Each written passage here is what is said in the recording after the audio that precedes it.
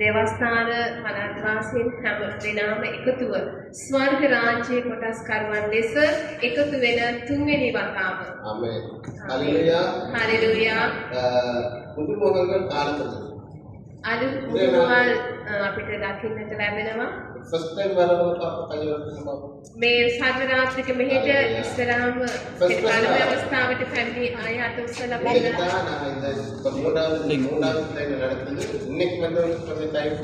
මේ සාධනාත්මක මෙහෙය තුන්වෙනි අවස්ථාව. පළවෙනි අවස්ථාවට ඔබ අද තමයි ඉස්සෙල්ලාම පැමිණියා නම් අත උස්සලා. නැත්නම් නැගිටලා உங்களுக்கு நல்ல අද තමයි ඔබ ආවේ. ஹalleluya. ஏன்னா இது நம்மளோட நோக்கம் என்னன்னா இந்த மீட்டிங் நைட் நம்ம வைக்கிறதுக்கு காரணம் இலங்கை தேசத்திலே மத்திய பகுதியிலே ஒரு பெரிதான ஒரு எழுப்புதல் உண்டாக வேண்டும் என்பது நோக்கமாக. ඇයි මේ සර්වරාත්‍රික මෙහෙය මෙලෙසින් අපි කරන්න කියලා හේතුව මේ මහනුවර ප්‍රදේශයේ මේ මධ්‍යම ප්‍රදේශයේ ස්වාමීන් වහන්සේගේ රාජ්‍ය උදෙසා කොටස්කරුවන් ලෙස අපි ඒක රාශීව හඬගස්සන අවස්ථාව. அதனால இன்றைய தினத்திலே நீங்களும் வந்து எங்களோட கை கோர்த்திருக்கிறீங்க. ඒ නිසා මේ අවස්ථාවට ඔබ අත්වැල් බැඳගෙන තිබෙනවා. நாங்க நினைக்கணும் இது தற்காலிகமா இப்படி நடந்துருச்சு அப்படி இல்லை ஆண்டவருடைய பரம திட்டம். මේක නිකන් අහමු ලෙස සිදු වුණා වූ දෙයක් නෙමෙයි. මේක දෙවියන් වහන්සේගේ සැලැස්ම. நீங்க எல்லாருமே தெரிந்து கொள்ளப்பட்ட கற்கள். ඔබ හැම කෙනෙක්ම තෝරාගත් ගල්. அப்ப கோலியாத்தை வீழ்த்தெடுக்க தாவீது என்ன செய்கிறார்? 5 கூழாங்கற்களை கற்களை தெரிந்து கொள்கிறார்.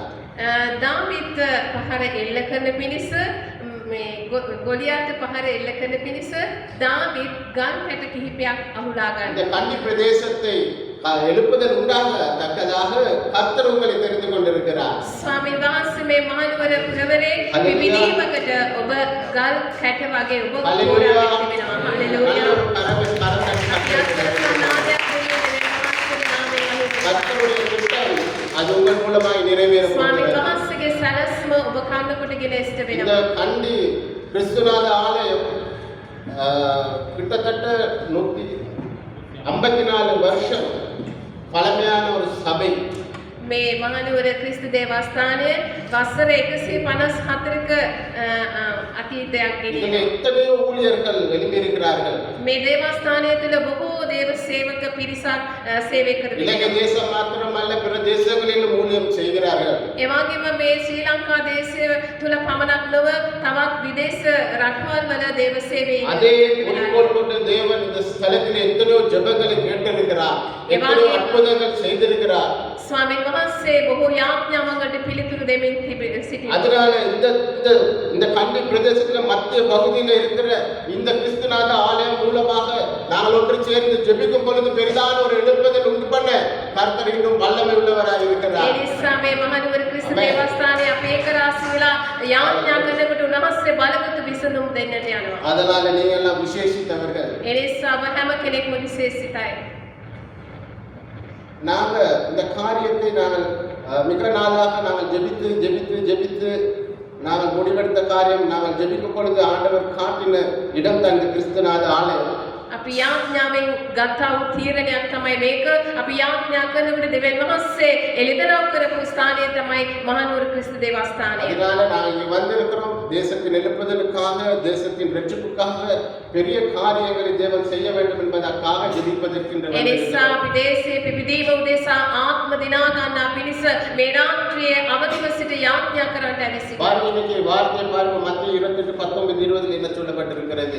බලන්න දෙවියන් වහන්සේගේ වචනේ ශුද්ධ මාතියුස් මහරජා 28:19-20 මොනවද කියන්නේ කියලා. புறப்பட்டு போகணும் சீஷர்களை உருவாக்கணும் என்பதாக. අපි පිටත් වෙලා යන්නට අවශ්‍යයි ගෝලයන් බිහි කරන පිණිස. அதற்காகவே நாங்கள் ஒன்று கூடி இருக்கிறோம். ඒ උදෙසායි ස්වාමීන් වහන්සේ තුල අපි එකතු වෙලා சுவிசேஷம் அறிவிக்கப்படணும். සබාවරංච ප්‍රකාශ කරන්න. தேசம் ரட்சிக்கப்படணும். දේශේ වාසී යේසුස් වහන්සේව දැනගන්නට ඕනේ. இது எங்கள் மேல் ஒவ்வொருவருடைய மேல விழுந்த கடமை. මේක අපි පිට පැවරුණා වූ වගකීමක්. பரிசுத்த வேதாகமம் பவுல் அப்படிதான் சொல்றாரு. இது நம்ம மேல விழுந்த கடமை. நமக்கு யாருமே நமக்கு அந்த பாஸ்டர் வந்து எனக்கு ரெவரல் அம்மா எனக்கு ஊழியம் கொடுக்கல, ஆசிரியர் அவர் வருவார், அவர் நமக்கு ஊழியம் கொடுக்கல. அது மாதிரி நம்மளோட வாலிபர் சங்கத்தில் இருக்க நம்ம யாரும் ஊழியம் இது செய்யும் பகிர்ந்து கொள்ள மாட்டோம். நம்ம ஏதாவது ஒரு கோரிக்கை முன் வைக்கிற நேரம் இவங்க நமக்கு 100க்கு 100 சப்போர்ட் கொடுக்குறாங்க. நாங்கள் என்ன செய்கிறோம், நம்ம சபை மாதிரி இந்த தேசமும் ரட்சிக்கப்படும். அதுக்கு தான் முழு நம்ம இது பண்ணி செய்கிறோம்.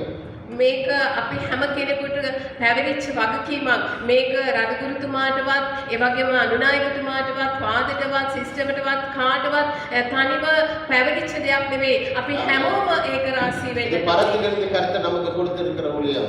මේක ස්වර්ග රාජ්‍යයේ සිට ස්වාමීන් වහන්සේ අපිට දුන්නා වූ உங்களை எப்படி நேசித்தேனோ இயேசு கிறிஸ்து சொல்லுகிறார், அதுபோல நீங்கள் ஒருவரை ஒருவர் நேசிங்க என்று சொல்லியிருக்கிறார். ජේසුස් වහන්සේ මොනවද කිව්වේ? නුඹ එකිනෙකාට ප්‍රේම කරන්න කියලා ආඥාවක් දීලා තිබෙනවා. எனக்கு ஒரு சின்ன காரியம் ஞாபகம் வருகிறது. ஒரு சின்ன கதை මතක් වෙනවා. ஒரு அழகா ஒரு 50 வாழைப்பழம், நல்ல பழுத்த வாழைப்பழம் இருக்கு. இந்த சைட்ல 1 லட்சம் பணம் இருக்கு. அப்ப இந்த ஒரு குரங்கு கிட்ட கேட்குறாங்க, இதுல என்ன வேணும், என்ன எடுக்கிற, என்ன வேணும் அப்படின்னு. அப்ப அந்த குரங்கு எதை சாய்ஸ் பண்ணி என்னத்தை எடுத்துக்கணும்னு நீங்க நினைக்கிறீங்க? ඒක රේලවෙක ඉන්නවා රුපියල් 10,000ක මුදලක් තිබෙනවා. එක පැත්තක ඇම්බන් කෙසෙල් ගෙඩියක් තියෙනවා. මේ රිලව තෝරගන්නේ මොකක්ද? என்னத்தை? வாழைப்பழம். කෙසෙල් ගෙඩිය තමයි තෝරගන්නේ. சரி, வேற யாரும் இன்னொரு பதில் 1 லட்சம் எடுத்துக்கிறோம். சரி, உங்களுக்கு கேட்போமே, வாழைப்பழத்தை எடுத்துக்கிறோம்னு சொல்றவங்க கை வச்சுக்கோங்க. කෙසෙල් ගෙඩිය තමයි රිලව තෝරගන්නේ කියන කට්ටිය අත උස්සන්න. 1 2 3 4 5 சரி, பணத்தை எடுத்துக்கிறோம். ලක්ෂයක මුදල ගන්නවා කියන කට්ටිය අත උස්සන්න. ஆமா, எல்லாருக்கும் பெரிய லட்சம். 3 දෙනෙක් ඉන්නවා. என்னன்னா அந்த குரங்குக்கு தெரியாது, இந்த 1 லட்சத்து பணத்தை எடுத்துக்கிட்டேன்னா இது போல எத்தனையோ வாழைப்பழங்களை வாங்கி சாப்பிடலாம் அப்படின்னு. මේ රිලව දන්නේ නැහැ මේ ලක්ෂයක මුදල ගත්තනම් මේ ඇම්බන් කෙසෙල් ගෙඩිය වගේ තව කෙසෙල් ගෙඩි ගානක් මිලදී ගන්නට පුළුවන් කියලා ඔහු දන්නේ. அந்த நேரத்துக்கான பசியை தீர்த்துக்கணும், இப்ப சாப்பிடணும்னா அப்படின்னு நினைச்சிட்டு அந்த குரங்கு என்ன பண்ணுது, வாழைப்பழத்தை தடுத்துக்கிறது. நம்ம எல்லாம் கை தோக்கணும். ඒ නිසා මේ රිලව මොනවද කරන්නේ? ඒ අවස්ථාවට ඒ බඩගින්න නිවා ගන්නට කෙසෙල් ගෙඩිය තෝරගන්නවා. அந்த 1 லட்சத்தை எடுத்தா இது மாதிரி எத்தனையோ வாழைப்பழங்கள் அவட நண்பர்களுக்கு கொடுத்துட்டு குடும்பத்துக்கு கொடுத்துட்டு இன்னும் எத்தனையோ பேருக்கு பங்கு போட இருந்துச்சு. නමුත් අර ලක්ෂයක මුදල ගත්තනම් මේ වගේ කෙසෙල් ගෙඩි ගණනාවක් අරගෙන හොඳට කාලා ඒ උන්ගේ යාළුවන්ටත් බෙදා දෙන්නට තිබුණා. சரி, இப்போ இப்படி ஒன்று கேட்குறேன்னா, තවත් ஒரு 5 එළියට லட்சம் බලනවා. சம்பளத்தோட ஒரு நல்ல கார், ஒரு நல்ல வீடு, அரசாங்க ஜாப் ஒரு சைட்ல இருக்கு. එක පැත්තක තියෙනවා ලක්ෂ 5ක මුදලකුත් Offer. හොඳ වාහනයකුත් ඒ වගේම හොඳ උඩුමහල් නිවසකුත් තියෙනවා. அரசாங்க ஜாப் ඒව රජයේ රැකියාව. மற்ற சைட்ல ஒரு 5 கோடி சனி வச்சிருக்காங்க பணம். තමත් පැත්තක කෝටි 5ක මුදලක් තිබෙනවා. 5 லட்சம் சம்பளத்தோட ஒரு ஜாப், அரசாங்க ஜாப், பென்ஷன் செட்டில் தான். இப்போ நீங்க எதை விரும்புவீங்க? சாதாரண ஒரு ஜாப், இப்போ யாரும் ஜாப் தேடிட்டு இருக்கவங்க இருக்காங்களா? කවුද හරි රැකියාවන් අපේක්ෂාවෙන් ඉන්නවද? கர்த்தருக்கு ஸ்தோத்திரம். அப்போ அப்படி இல்லை, எல்லாருக்கும் ஜாப்ல இருக்கீங்க போல. හැමෝටම நான் அப்படி ஒரு ஆஃபர் ஒன்று வச்சா நீங்க என்ன எடுத்துக்கிறீங்க? ඔබ ඉදිරියේ මේ දෙක ඉදිරිපත් කරොත් ඔබ තෝරගන්නේ මොකක්ද? ආණ්ඩුවේ රසාව. நீங்க රජයේ රැකියාව. ஒருத்தவங்க ஒரு மாதிரி சொல்றாங்க. முதல் சொன்ன மாதிரி கேட்டுருவாங்க. சரி, அரசாங்க ஜாப் 5 லட்சம் சம்பளம், வீடு, வாசல், செட்டில். ලක්ෂ 5ක මුදලක්, රජයේ රැකියාව, වාහනයක්, නිවසක්. අත උස්සන්න. Life settle. හොඳට நல்ல උස්සන්න. கையை வைங்க. හොඳට බය கையோரத்துல இருந்து எலிமினிக்கே வந்துடும். அதனால தயவு செய்து கை හොඳට අත வைங்க. උස්සුවේ නැත්නම් අපිට නැගිටින්න සිද්ධ වෙනවා. அத்தனையும் ஒரு ஆளுக்கு கொடுக்குறாங்க. இல்ல இல்ல 1% தான். ஜாப் 5 லட்சம் சம்பளத்தோட அரசாங்க ஜாப், வீடு, வாசல் எல்லாம். அதுதான் ரைட். ஓகே, எத்தனை பேர்? ඒකට நல்லா கரெக்ட். லேட்டா எனக்கு 5 நிமிஷம் கிட்ட கொடுத்துருக்காங்க, 10 நிமிஷம். ஓ, கதையில காலத்து ஓட்டிடுவோம் அப்புறம். டக்குனு வைத்துங்க.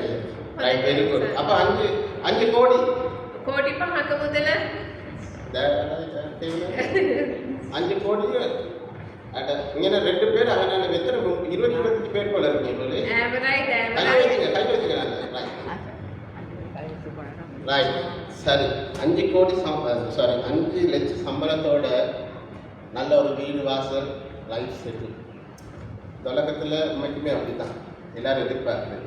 හැමෝම මේ අද ලෝකේ මේ විදිහට තමයි බලාපොරොත්තු වෙන්නේ. ஆனால் 5 கோடி ஒரு பணத்தை எடுத்து அதை இன்வெஸ்ட்மெண்ட் பண்ணி ஒரு நல்ல ஒரு வியாபாரம் செஞ்சு இன்னொரு 50 குடும்பத்துக்கு சாப்பாடு கொடுக்குற மாதிரி ஜொப்பை கொடுத்து செய்கிறதுக்கு முடியுமா இல்லாத கட்டாயமாக முடியும். නමුත් අර කෝටි 5ක මුදල ගත්තනම් ඒක ඉන්වෙස්ට්මන්ට් එක දාලා ඒකෙන් ලැබෙන ආදායමෙන් හොඳ ව්‍යාපාරයක් කරලා තව පවුල් කිහිපයක් ජීවත් කරවලා එහෙම මේ සෙටල් වෙන්න කැමති නැද්ද? இந்த வேதாகமத்திலையும் அப்படிதான். இந்த வேதாகமத்திலையும் நல்ல வேதாகமத்தை படித்து சத்தியத்தை அறிஞ்சுக்குவாங்க, சர்ச்சுக்கு வருவாங்க, நல்ல ஜெபம் பண்ணுவாங்க, உபவாசம் இருப்பாங்க, ரைட். ஒவ்வொரு சண்டையும் சர்ச்சுக்கு வந்து நல்ல ஆசீர்வாதத்தை பெற்று நல்ல இருப்பாங்க. දේවාචනයේ මේකම තමයි සඳහන් වෙන්නේ. බොහෝ දෙනෙක් ඉන්නවා හොඳට බයිබලෙ කියවනවා, යාඥා කරනවා, දේවස්ථානයට එනවා. මේ හැමදේම ස්වාමීන් වහන්සේ තුල ඉන්නවා. ஜபத்தினால உபவாசத்தினால அவங்க தொடர்ந்து ஓய்வுனால கனம் பண்ணி வரனால ஆண்டவர் ஆசீர்வாதம் கொடுக்குறாரு. ඒගොල්ලෝ උපවාස කරලා දේවමයට සහභාගී වෙලා ඒ වගේම යාඥා කරලා දේ වචනේ කියවලා හොඳට ස්වාමීන් වහන්සේ තුල ජීවිතේ ගොඩනගාගෙන යනවා. எல்லாரும் செட்டில் හැමෝම සෙටල් වෙලා ඉන්නවා. பரவாயில்ல சொல்லு. அந்த நேரத்துக்கு நம்ம செட்டில், இந்த உலகத்தில் நம்ம செட்டில். ஆனால் உண்மைக்குமே பார்க்க போனால் சத்தியத்தில் அப்படி ஒரு இந்த உலகத்தில் செட்டில்மெண்ட் ஆக இயலாது. නමුත් අපි ඇත්ත වශයෙන්ම බැලුවා නම් මේ తాවකාලික ලෝකයේ තුල අපිට එහෙම ස්ථාවර ජීවිතයකට එන්නට බෑ. ஆண்டவர் சொல்றாரு இது பங்கிட்டு கொடு. ස්වාමීන් වහන්සේ කියනවා ඔබ සතු දේ බෙදා දෙන්න. இன்னைக்கு வார்த்தை அதுதான் சொல்லுது, எல்லாத்துக்குமே சீஷராகணும் நம்ம. අපි අද දවසේ වචනේ බැලුවා ගොස් සියලු ජාති நம்ம வந்து நம்மளோட எல்லா காரியங்களும் ஆண்டவரோட இருந்து செஞ்சு நம்ம உபவாசித்து இருந்து நம்ம பெற்றுக்கொண்ட ஆசீர்வாதத்தோட நமக்கு செட்டில் ஆக இயலாது இந்த லைஃப்ல. අපිට මේ ලෝකයේ අපිට ලැබෙන ආශිර්වාද අපිට තිබෙනා වස්තුන් කන්න කොටගෙන අපිට මේ ලෝකයේ ස්ථාවරයක ஆனா என்ன நடக்குது, இப்ப எல்லாருமே அதை தான் செய்யறாங்க. ஒண்ணு ஒரு சபையில ஒரு விசுவாசியா இருந்தாலும் சரிதான், நான் சொல்றேன் கோச்சிக்கிறவங்க யாருமே ஒரு சர்ச் எடுத்துக்கிட்டாலும் அப்படிதான். சர்ச் எடுத்துக்கிட்டாலும் இந்த மாதிரியான காரியங்கள் ஒரு ஃபர்ஸ்ட்ல பைக்ல வருவாங்க, அப்புறம் ஒரு வேன் எடுப்பாங்க, அப்புறம் பஸ் எடுப்பாங்க, அவனோட லைஃப் செட்டில். ගොඩක් පවුල් වල එහෙම සිද්ධ වෙනවා. ඒවා කිව්වා කියලා තරහා ගන්නට එපා. ඉස්සලා බයික් එකක් ගන්නවා, ඊට පස්සේ කාර් එකක් ගන්නවා, ඊට පස්සේ බස් එකක් ගන්නවා. ඒගොල්ලෝ පවුල යම් ස්ථාවරයකට ඇවිල්ලා ඉන්නේ. ஒரு சபையில் ஒரு 120 பேர் வந்து அந்த சபை செட்டில்.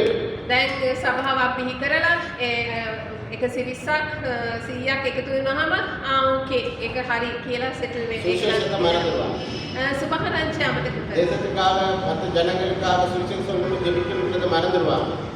දේශය වෙනුවෙන් සුභාන ආත්ම දිනා இந்த ගන්න மாதிரியான ஒரு கூடுதலை வைக்கும் பொழுது யாருமே வரமாட்டாங்க. මේ වගේ ඒකරාශී වෙලා ස්වාමීන් වහන්සේගේ පාමුල යාඥා කරන්න ඕනේ කියනකොට ඒගොල්ලෝ රැස් වෙන්නේ නැහැ. அது இனி அப்படி நடக்கக்கூடாது. එහෙම වෙන්නට හොඳ නැහැ. எல்லாருக்கும் மேல இருந்த கடமை சுவிசேஷத்தை அறிவிப்பது. සියල්ලට වඩා සුභාරංචිය ප්‍රකාශ කරන එක கஷ்டப்படாம 5 கோடி கையில சும்மா சல்லிய வச்சிருந்து வேலை இல்லை. நம்ம கஷ்டப்படணும், அது இன்வெஸ்ட்மெண்ட் பண்ணணும், அநேக காரியங்கள் செய்யணும். அப்பதான் இனி பணம் வரும், அப்பதான் ஆத்துமாக்கள் வருவாங்க. இன்னும் 4 பேருக்கு போயிட்டு சுவிசேஷத்தை சொல்லணும். අපි අතේ මුදල තියාගෙන අපි ඒක ගැන හිතාගෙන ඉන්නවට වඩා අපි ඒක යොදවලා අපි මහන්සි වෙලා අපි වැඩ කරද්දි තමයි ඒකේ ප්‍රතිඵලයක් දකින්නට පුළුවන්. நல்ல ஞாபகம் வச்சுக்கோங்க. හොඳට මතක තියාගන්න. அதுக்காகத்தான் நாங்க இங்க கூடியிருக்கோம். ඒක නිසායි අපි එකතු நாங்க වෙලා. எல்லாத்துக்குமே நம்ம இன்விடேஷன் கொடுத்தோம். எல்லாருமே வாங்க, எல்லா சபையில் உள்ளவங்க வாங்க, எல்லா போதவர்களும் வாங்க. අපි හැම කෙනෙකුටම ආරාධනා දුන්නා පැමිණෙන්න යාඥාවට කියලා. இந்த கிறிஸ்துநாத ஆலயம் பெருமனதோடு எல்லாருமே வந்து எல்லா சபையில் உள்ள பாஸ்டர்மார்கள், ஃபாதர்மார்கள், ரெவரண்ட் எல்லாருமே வந்து கூடியிருந்து ஜெபிக்க. யாரும் நமக்காக ஜெபிக்கல, தேசத்துக்கு எழுப்புதலுக்காக ஜெபிக்க. எத்தனை பேர் வந்திருக்கீங்க? யாரும் யோசிப்பாரு. බොහෝ දේවස්ථාන පළාත්වලට පූජකවරුන්ට අපි ආරාධනා කරා පළාත් වාසීන්ට ආරාධනා කරා. නමුත් අද ඇවිත් සිටින බොහොම සුළු පිරිසක් අපි අවදිව ඉඳලා සුභාරංචිය ඒ බීජය අපි වපුරන්නට அந்த ඕනේ. அந்த பாஸ்டர்கிட்ட கேட்டேன் எத்தனை பேர் இருக்காங்க பாஸ்டர் இதில் அப்படி 150 பாஸ்டர்ஸ் இருக்காங்க. අර පාස්ටර්ගෙන් මම ඇහුවා ඔයගොල්ලන්ගේ පාස්ටර් පාස්ටර්ස්ලා කී දෙනෙක් ඉන්නවද කියලා. ඊපස්සේ கோச்சிக்கிட்டார் மற்ற கோச்சிக்கிற மாட்டேன் பயங்கர சொல்லி அப்படி இருக்கக்குள்ள இத்தனை இன்னைக்கு எத்தனை சபைகள் எனக்கு வந்திருக்கு. එහෙම දැන් පාස්ටර්ස්ලා 150ක් ඉන්නවනම් අද අපි කී දෙනෙක් එකතු වෙලා ඉන්නේ.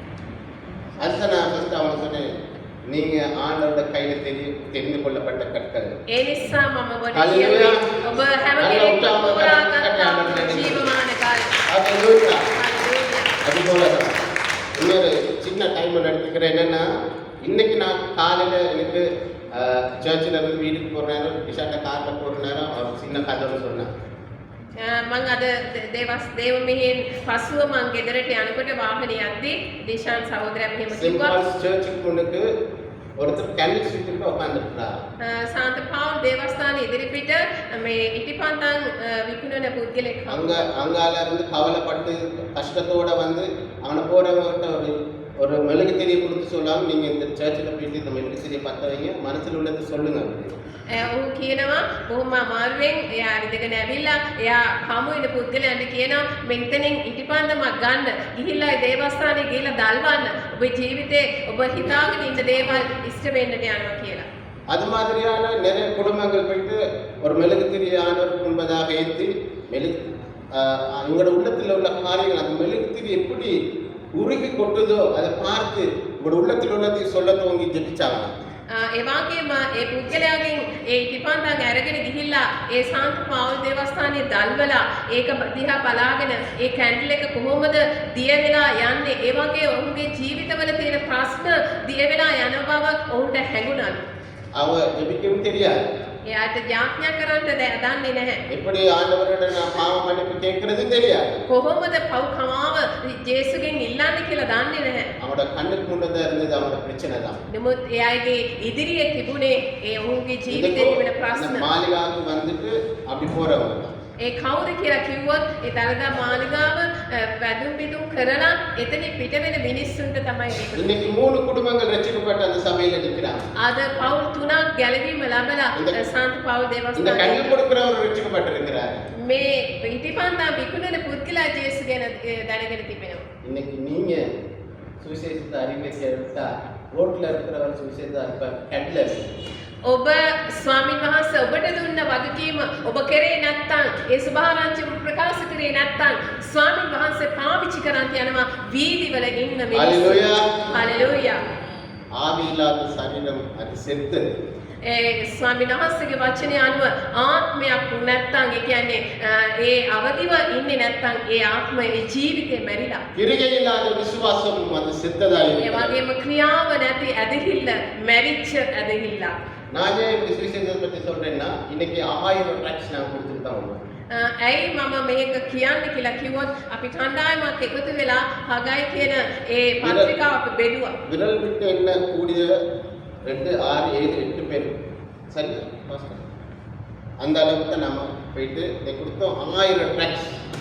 8 දෙනෙකු යුද්ධ කණ්ඩායමක් එකතු වෙලා තමයි මේ පත්‍රිකාව இதுல ஒருவர் வந்ததுனால நமக்கு ஆண்டவருடைய சமூகம் சந்தோஷப்படும்.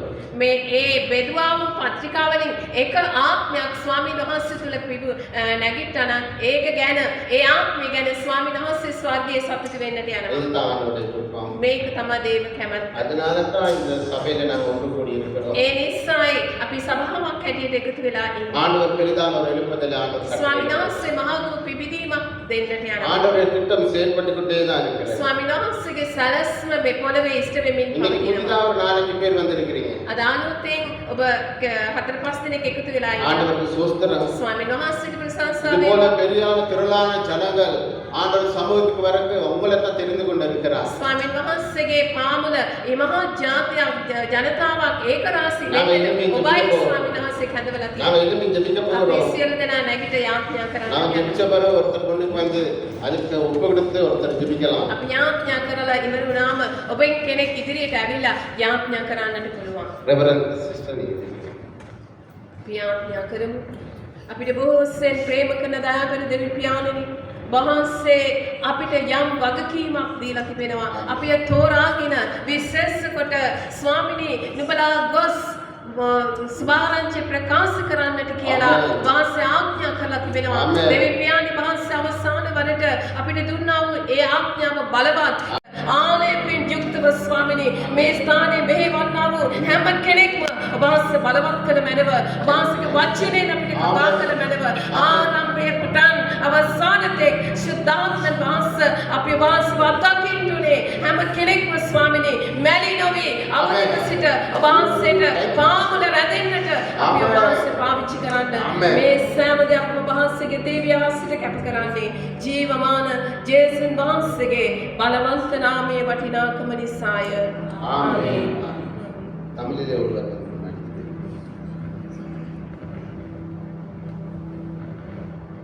பிதாவே, ஆண்டவராகிய இயேசுவின் நாமத்தினாலே இடத்திலே வருகிறோம்.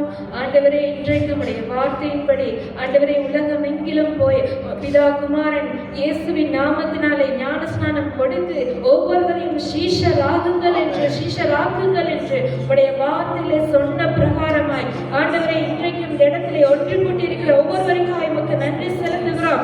எஸ் லார்ட், பலத்தினாலும் அல்ல, பராக்கிரமத்தினாலும் அல்ல, கர்த்தருடைய ஆவியானவரால் எல்லாமே ஆகும் என்று உடைய வார்த்தையில சொல்லியிருக்கிறபடி ஆண்டவரே இன்றைக்கு தொடக்கம் முதல் முடிவு பரியந்தம் உடைய ஆவியானவர் வல்லமையாய் இந்த இடத்திலே ஊற்றப்படுவாராக. ஆண்டவரே, இந்த இடத்திலே வந்திருக்கிற ஒவ்வொருவரையும் தொடுவீராக. ஆண்டவரே, இன்றைக்கு நாங்கள் சும்மா கூடின கூட்டம் அல்ல. ஆண்டவரே, இன்றைக்கு எழுப்புதலுக்காக, இந்த தேசத்துடைய எழுப்புதலுக்காக ஆண்டவரை எழுப்பி பிரகாசிக்கிறவர்களாக ஆண்டவரை உடைய வார்த்தையிலே சொல்லியிருக்கிறபடி இதோ உலகத்தை கலக்குகிறவர்கள் வந்திருக்கிறார்கள் என்று சொன்ன பிரகாரமாய் இந்த இடத்துல இருக்கிற ஒவ்வொருவரும் ஆண்டவரே இந்த தேசத்தை கலக்குகிறவர்களாக, உமக்காக எழுப்பி பிரகாசிக்கிறவர்களாக, தேசத்தை அசைக்கிறவர்களாக, ஆண்டவருடைய ராஜ்யத்தை இந்த தேசத்திலே கட்டுகிறவர்களாக இன்றைக்கு ஆண்டவரை ஒவ்வொருவரையும் நீர் தொடுவீராக. ஒவ்வொருவர் மேலும் உடைய ஆவியை ஊற்றுவீராக. இன்றைக்கு ஒரு அக்கினி இந்த இடத்திலே இறங்குவதாக. ஆண்டவரே, இன்றைக்கு நாங்கள் வெறுமையாக இந்த இடத்தை விட்டு போக முடியாது. இந்த இடத்துக்கு வந்திருக்கிற ஒவ்வொருவரும் தொடப்படுவார்களாக. ஆண்டவரே, worship நடத்துறவர்கள், வார்த்தை கொடுக்கிறவர்கள் ஒவ்வொருவரையும் தொடுவீராக. ஆளுகை செய்ய ஆண்டவரே, உடைய கரத்துக்கு ஒப்பு கொடுக்கிறோம் ஆண்டவரே. ஆண்டவரே, உம்மாலே கூடாதது ஒன்றுமில்லை ஆண்டவரே. இன்றைக்கு எல்லாவற்றையும் செய்ய நீர் வல்லமை உள்ளவராய் இருக்கிறீர் ஆண்டவரே. ஒவ்வொருவரையும் தொடுவீராக. அந்த நாட்களில் மாம்சமான யாவர் மேலும் ஆவியை ஊற்றுவேன் என்று சொன்னபடி அந்த நாள் இந்த நாளாய் இருக்கட்டும் ஆண்டவரே. ஒவ்வொருவர் மேலும் உடைய ஆவியை ஊற்றுவீராக. ஒவ்வொருவரையும் தொடுவீராக. எல்லா காரியங்களையும் உடைய கரத்துக்கு ஒப்பு கொடுத்து ஆண்டவரும் இரட்சகருமாய் இருக்கிற இயேசு கிறிஸ்துவின் நாமத்தில் ஜெபிக்கிறோம் ஜீவனுள்ள நல்ல பிதாவே. இன்னொரு ஜெப விண்ணப்பம். තවත් යාඥා ඉල්ලීමක්. இன்னைக்கு 1000 ட்ராக்ஸ் இந்த கண்டி பிரதேசத்தில் நாங்கள் கொடுத்திருக்கிறோம். අපි අද දවසේ පත්‍රිකාව බෙදලා තිබෙනවා. அதிலே அவைகளை பார்க்கிறவர்கள், அவைகளை வாசிக்கிறவர்கள் தேவனால் விடப்பட வேண்டும். ඒ පත්‍රිකා දෙස බලන ඒක කියවන ඒ හැම කෙනෙක්ගේ ජීවිතේ යම් පෙරලියක් ඇති වෙන්නට ඕනේ. அந்த ட்ராக்ஸை நீங்க எடுத்து பார்த்தீங்கன்னா ඒ පත්‍රිකාව අරගෙන ඔබ බැලුවොත් அதுல சொந்தமான எந்த ஒரு வார்த்தையும் நான் போடல. ඒකේ අපි පෞද්ගලික කිසිම විස්තරයක් සටහන් කරලා නැහැ. தேவனுடைய பரிசுத்த வேதாகமத்தில் உள்ள வார்த்தைகள் மாத்திரமே அதில் இருக்கிறது. දෙවියන් වහන්සේගේ ශුද්ධ බයිබලයේ සඳහන් වෙන වචන நானே வழியும் சத்தியம் ஜீவனுமாய் இருக்கிறேன், என்னை அல்லாமல் ஒருவரும் கர்த்தரிடத்தில் வரான் என்று சொல்லுகிறது. මාර්ගයේද සැබෑවද ජීවනයේද මමය මා කන්න කොටගෙන මිස වෙන කිසිවෙක් පියාණන් වහන්සේ වෙතට පැමිණෙන්නේ නැහැ කියන அந்த එක வார்த்தைகளை நான் கொடுத்துட்டு வந்திருக்கிறேன். ඒ වචනය අපි දීලා ඉවිල්ලා තිබෙනවා. ஒருவர் வந்து முன்னாடி சொல்லுங்க, කවුරු හරි කෙනෙක් இன்றைய நாள் அவைகளை பார்க்கிறவர்கள் வாசிக்கிறவர்கள் ඒක කියවන ඒක බලන හැම කෙනෙකුගේ ජීවිතය තුළ அவர்கள் தொடப்பட வேண்டும். ඔවුන්ව ස්වාමින් වහන්සේට அவர்கள் தொடப்பட வேண்டும். ඔවුන්ගේ ජීවිත වෙනස් වෙන්න நீங்க ඕනේ. பாரத்தோடு ஆத்ம பாரத்தோடு ஜெபிக்க. ආත්මේ පිපාසයෙන් ඒ කාරණිය සම්බන්ධව ඔබ යාඥා சிங்கள කරනවා. மொழியிலும் தமிழ் மொழியிலும் කවුරු හරි මේ භාෂා දෙකකින් දෙමළ සිංහල භාෂාවෙන් යාඥා කරන්න. ஆமென்.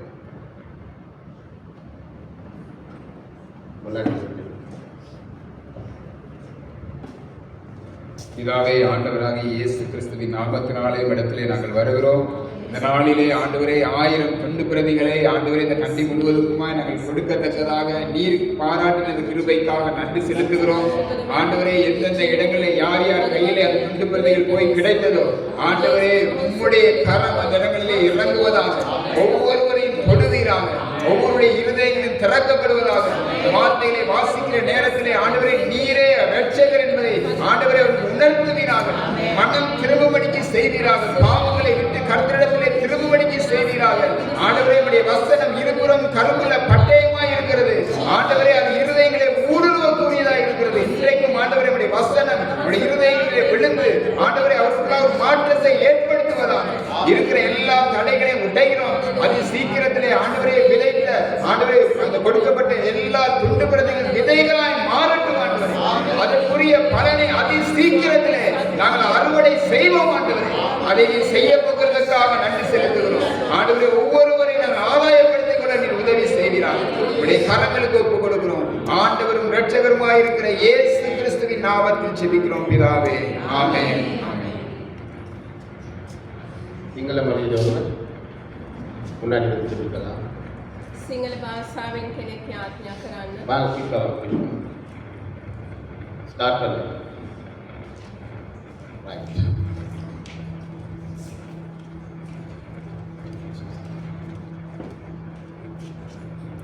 ආදර දෙවි පියාණනි, අපි ඔබ වහන්සේගේ හස්තයට පියාණනි අද දවසේ ස්වාමිනී කී දෙනෙකුට මේ පත්‍රිකා බෙදා දුන්නද පියාණනි, ඒ හැම කෙනෙක්ම ඔබ වහන්සේගේ හස්තයට බාර කරනවා පියාණනි. ඔබ වහන්සේ අප වෙතට එවුවා වූ ස්වාමිනී, ඒ සෑම කෙනෙකුටම ස්වාමිනී අප අද දවසට නියමිත කාර්යය හමාර කරා ස්වාමිනී.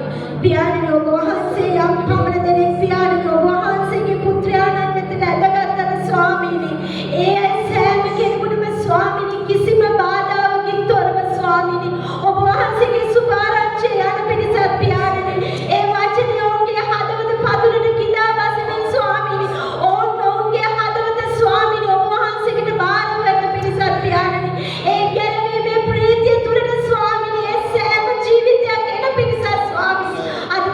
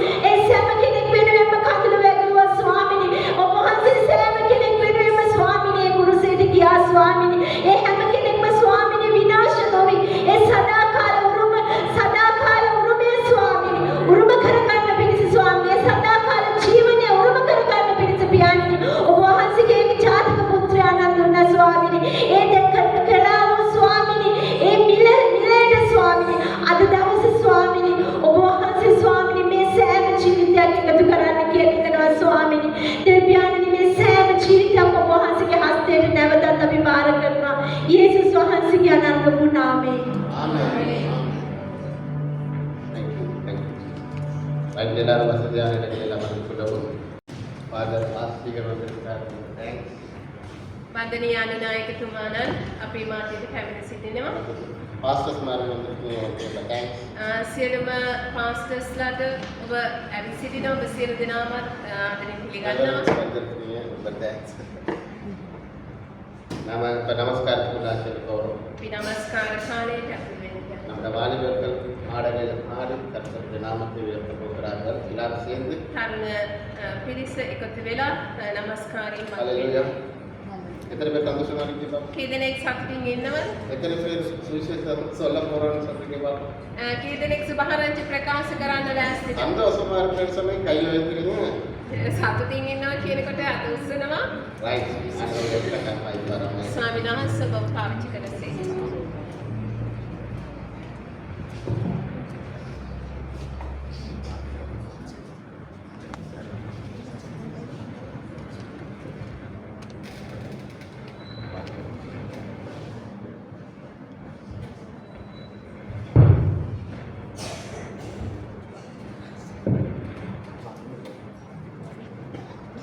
கிறிஸ்துவுக்குள் அன்பானவர்களே, உங்கள் அனைவரையும் இயேசு கிறிஸ்துவின் நாமத்தினாலே நான் வாழ்த்தி வரவேற்கிறேன்.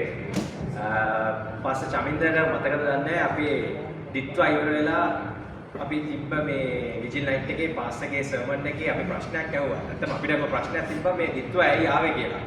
ඒතකොට පාස්ටර් කිව්වා මේක ඇවිල්ලා චයිල්ඩ් බර්ත් එක වගේ අම්මා අන්ඩර්ගෝන් පේන් එක තමයි මේ දිත්වා එක. ඊට පස්සේ අපි ලොකු හාස්කමක් අපිට අපි බලාපොරොත්තු වෙනා ලොකු ආශිර්වාදයක් කියලා.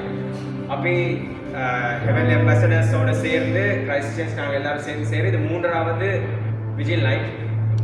3 மாதங்களுக்கு ஒருக்கா நாங்கள் செய்கிறதா தான் பிளான் பண்ணியிருந்தோம். 3 மாதம் படி 3 செஞ்சோம்னா 9வது மாதம். இது 9வது மாதம் பிரசவ காலம். அதுக்கப்புறம் ஒரு ஆசீர்வாதம் ஒன்று ஆண்டவர் எங்களுக்கு கொடுக்க போகிறாரு.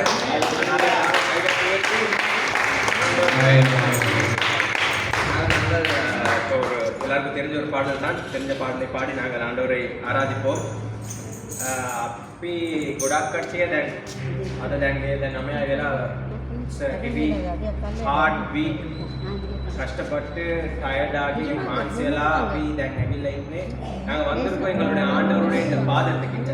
எங்களுக்கு எங்க போனாலும் யார் என்ன கன்சோல் பண்ணாலும் யார் என்ன எங்களை சமாதானப்படுத்தினாலும் எங்களுக்கு இந்த கடைசியில எங்களுக்கு இந்த எங்களோட what we get satisfied is எங்களோட ஆண்டவருடைய இந்த திருப்பாதம் தான். ஆமென். நாங்கள் கஷ்டப்படுறோம். எங்களுக்கு இலைப்பாறுதல் கொடுக்கறதுக்கு இருக்கிறது எங்களோட ஒரே ஒரு ஆண்டவர் தான். அவரை தேடி நாங்கள் வந்திருக்கோம். ஆனால் எல்லாரும் கைகள் எடுத்து ஒரு ஹல்லேலூயா சொல்லி பாட நாங்கள் எல்லாரும் சேர்ந்து பாடுவோம். இலைப்பாறுதல் தரும் தேவா, கலைத்தோரை சேர்த்திடுமே.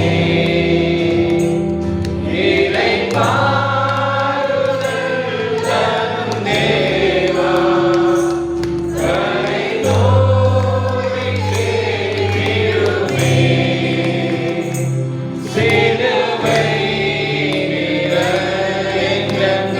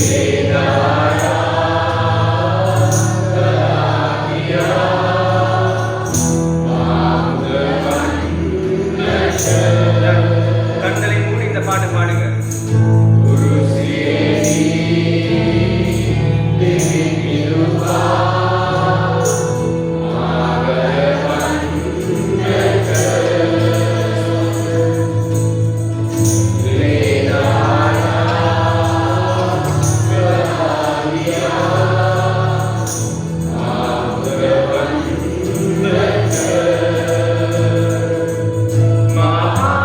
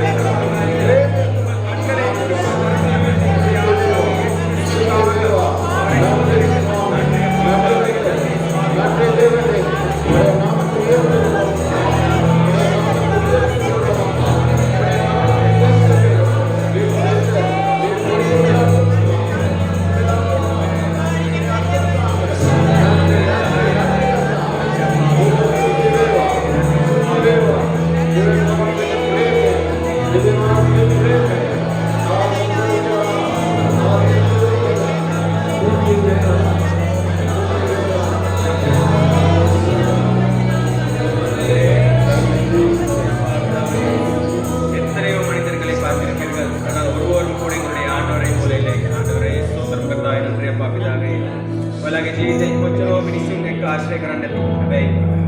හැබැයි අපි මෙච්චර තරම් අපිට ප්‍රේම කරපු අපේ දෙවියන් වහන්සේ යේසුස් ක්‍රිස්තු වහන්සේ වගේ කවුරුත් නැහැ. ஆண்டவரே நன்றி அப்பா பிதாவே நீர் எங்களுக்கு செய்த எல்லா நன்மைகளுக்காக நன்றி கர்த்தாவே ஒன்றுக்கும் பிரயோஜனம் இல்லாத பாத்திரங்கள் எங்களுக்காக நீர் மறுத்தீர் உயிர்த்தெழுந்தீர் ஆண்டவரே நன்றி அப்பா பிதாவே எங்களுடைய பாவங்களுக்காக நீர் மறுத்தீர் ஆண்டவரே சூத்திரம் கர்த்தாவே எங்களுடன் நீர் ஒரு பிளான் வச்சிருக்கிறார் அந்த திட்டத்திற்காக நன்றி அப்பா பிதாவே நன்றி கர்த்தாவே உலகத்திற்கு அனைவர்களும் சீடர்களாக்குவதே எங்களுடைய திட்டமாக இருக்கிறது அதற்காக நீர் எங்களுக்கு ஆண்டவரே நன்றி நன்றி அப்பா பிதாவே நல்லவரே என் இயேசுவே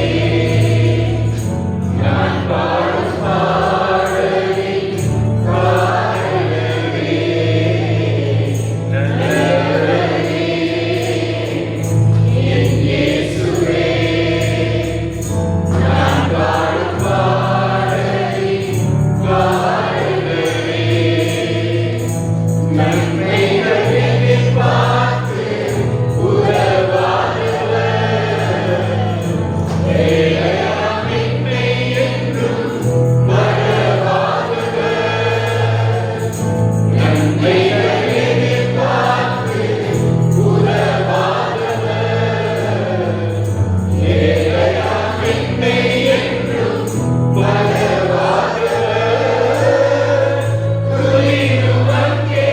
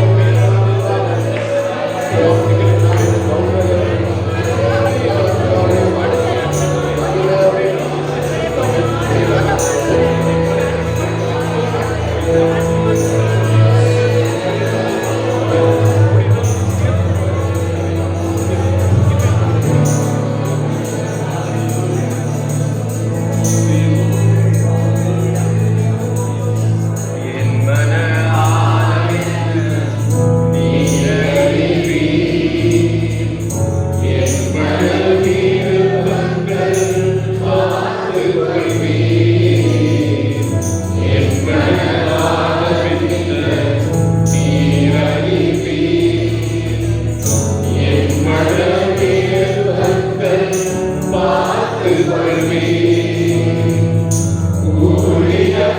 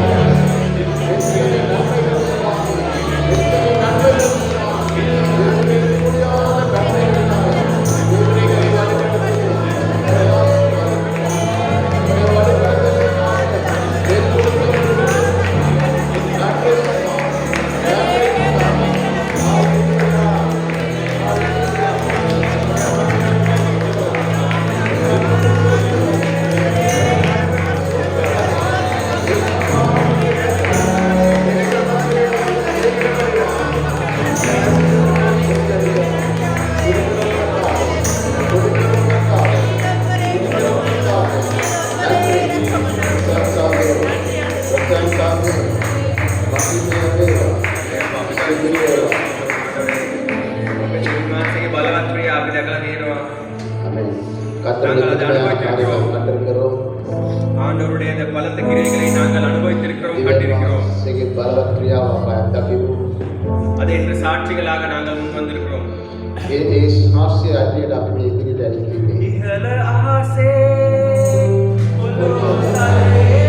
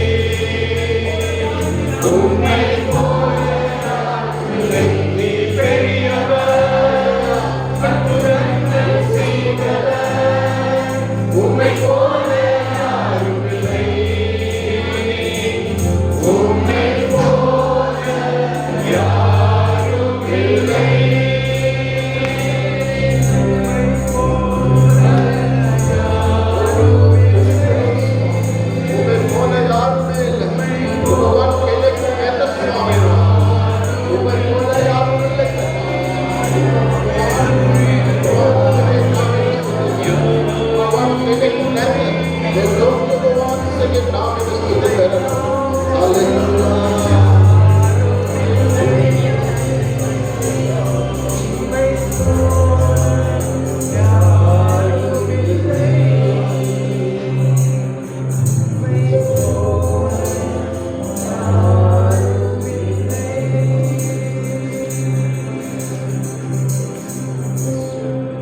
நன்றி ஆண்டவரே, நன்றி சுவாமி கர்த்தாவே, இந்த நேரத்தில் கூட உம்மை தொழுது கொள்ள கொடுத்த பெரிதான கிருபைக்காக நன்றி அப்பா பிதாவே. இங்கு அனைவரும் ஒன்று சேர்ந்து வந்திருக்கிறோம் ஆண்டவரே, உம்முடைய ராஜ்யத்தை கட்டியெழுப்பதற்காக வந்திருக்கும் அனைவருக்காகவும் உமக்கு நன்றி செலுத்துகிறோம் பிதாவே. இந்த நேரத்தில் கூட வர விருப்பப்பட்டிருந்தும் வர முடியாமல் போன அனைவருக்காகவும் நாங்கள் வேண்டிக் கொள்கிறோம் ஆண்டவரே. இந்த நாளில் நடக்க இருக்கும் ஆராதனைகள், வேத வாசனங்கள், வேத வார்த்தைகள் அனைத்தையும் ஒரு கருத்தில் பிடிக்கும் ஆண்டவரே. ஆமென். உம்முடைய கரம் எங்களை ஆளுகை செய்து ஆண்டவரே. ஹalleluya. Thank you.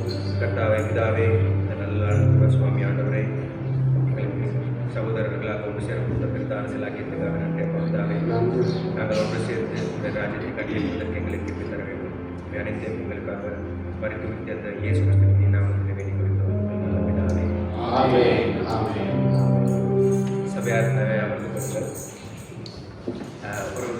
ஒரு சின்ன ஸ்டோரி ஒன்று மட்டும் சொல்லிட்டு நான் அடுத்த செய்திகளுக்கு கொடுக்குறேன். இந்த நான் ප්‍රෑමීටින් இந்த ස්ටෝරිය சொன்னேன். පොඩි කතාවක්. ඇත්තටම ඉස්කෝලේ එක ටීචර් කෙනෙක් එයාගේ ස්ටුඩන්ට්ස්ලාට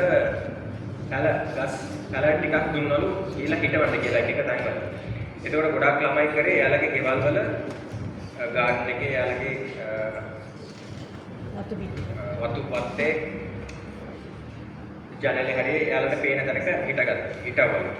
ஒரு டீச்சர் வந்து இந்த சின்ன அவனோட ஸ்டூடெண்ட்ஸுக்கு கொடுத்தாங்கன்னா மரக்கன்றுகள் கொண்டு போய்ட்டு நட்டு வைக்க சொல்லி. அப்போ சிலவங்க வந்து அவங்களோட தோட்டத்தில், சிலவங்க அவங்களோட ஜன்னல் ஓரத்தில், அவங்களோட வீட்டில் நட்டாங்க.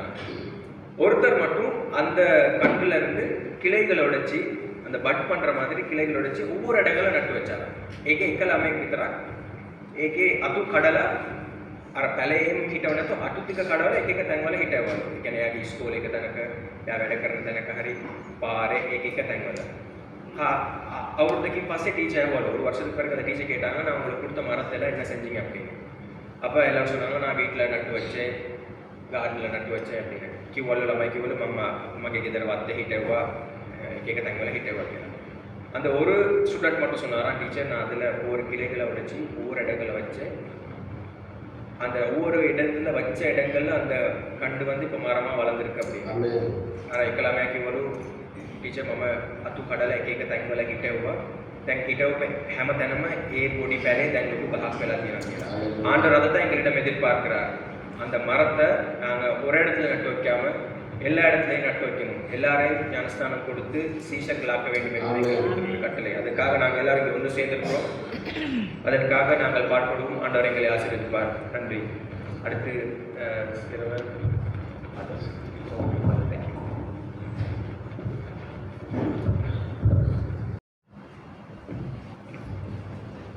අපේ කුරුණෑගල දියෝගීසේ වන්දනීය අනුනායක හිමිපාණන් මාධ්‍ය සිටිනවා. එතුමාණන් තමයි මහත්වර ක්‍රිස්තු දේවස්ථානයේ පළාත් භාර පියතුමා හැටියට කටයුතු කරන්නේ. මේ අවස්ථාවේදී අපි මාධ්‍යයේ වන්දනීය අනුනායක හිමිපාණන් ගරු සනත් කුමාර වැදගම්ගොඩ පියතුමාණන් අපි මාධ්‍යයේ සිටිනවා. අපිට ලොකු ආශිර්වාදයක්, අපිට ගෞරවයක්. වන්දනීය අනුනායක හිමිපාණන්ව ඉතාමත් ආදරයෙන් ගෞරවයෙන් අපි මාධ්‍යයට මේ අවස්ථාවේ දේවාචනය බෙදා ගන්න පිණිස කැඳවෙනවා.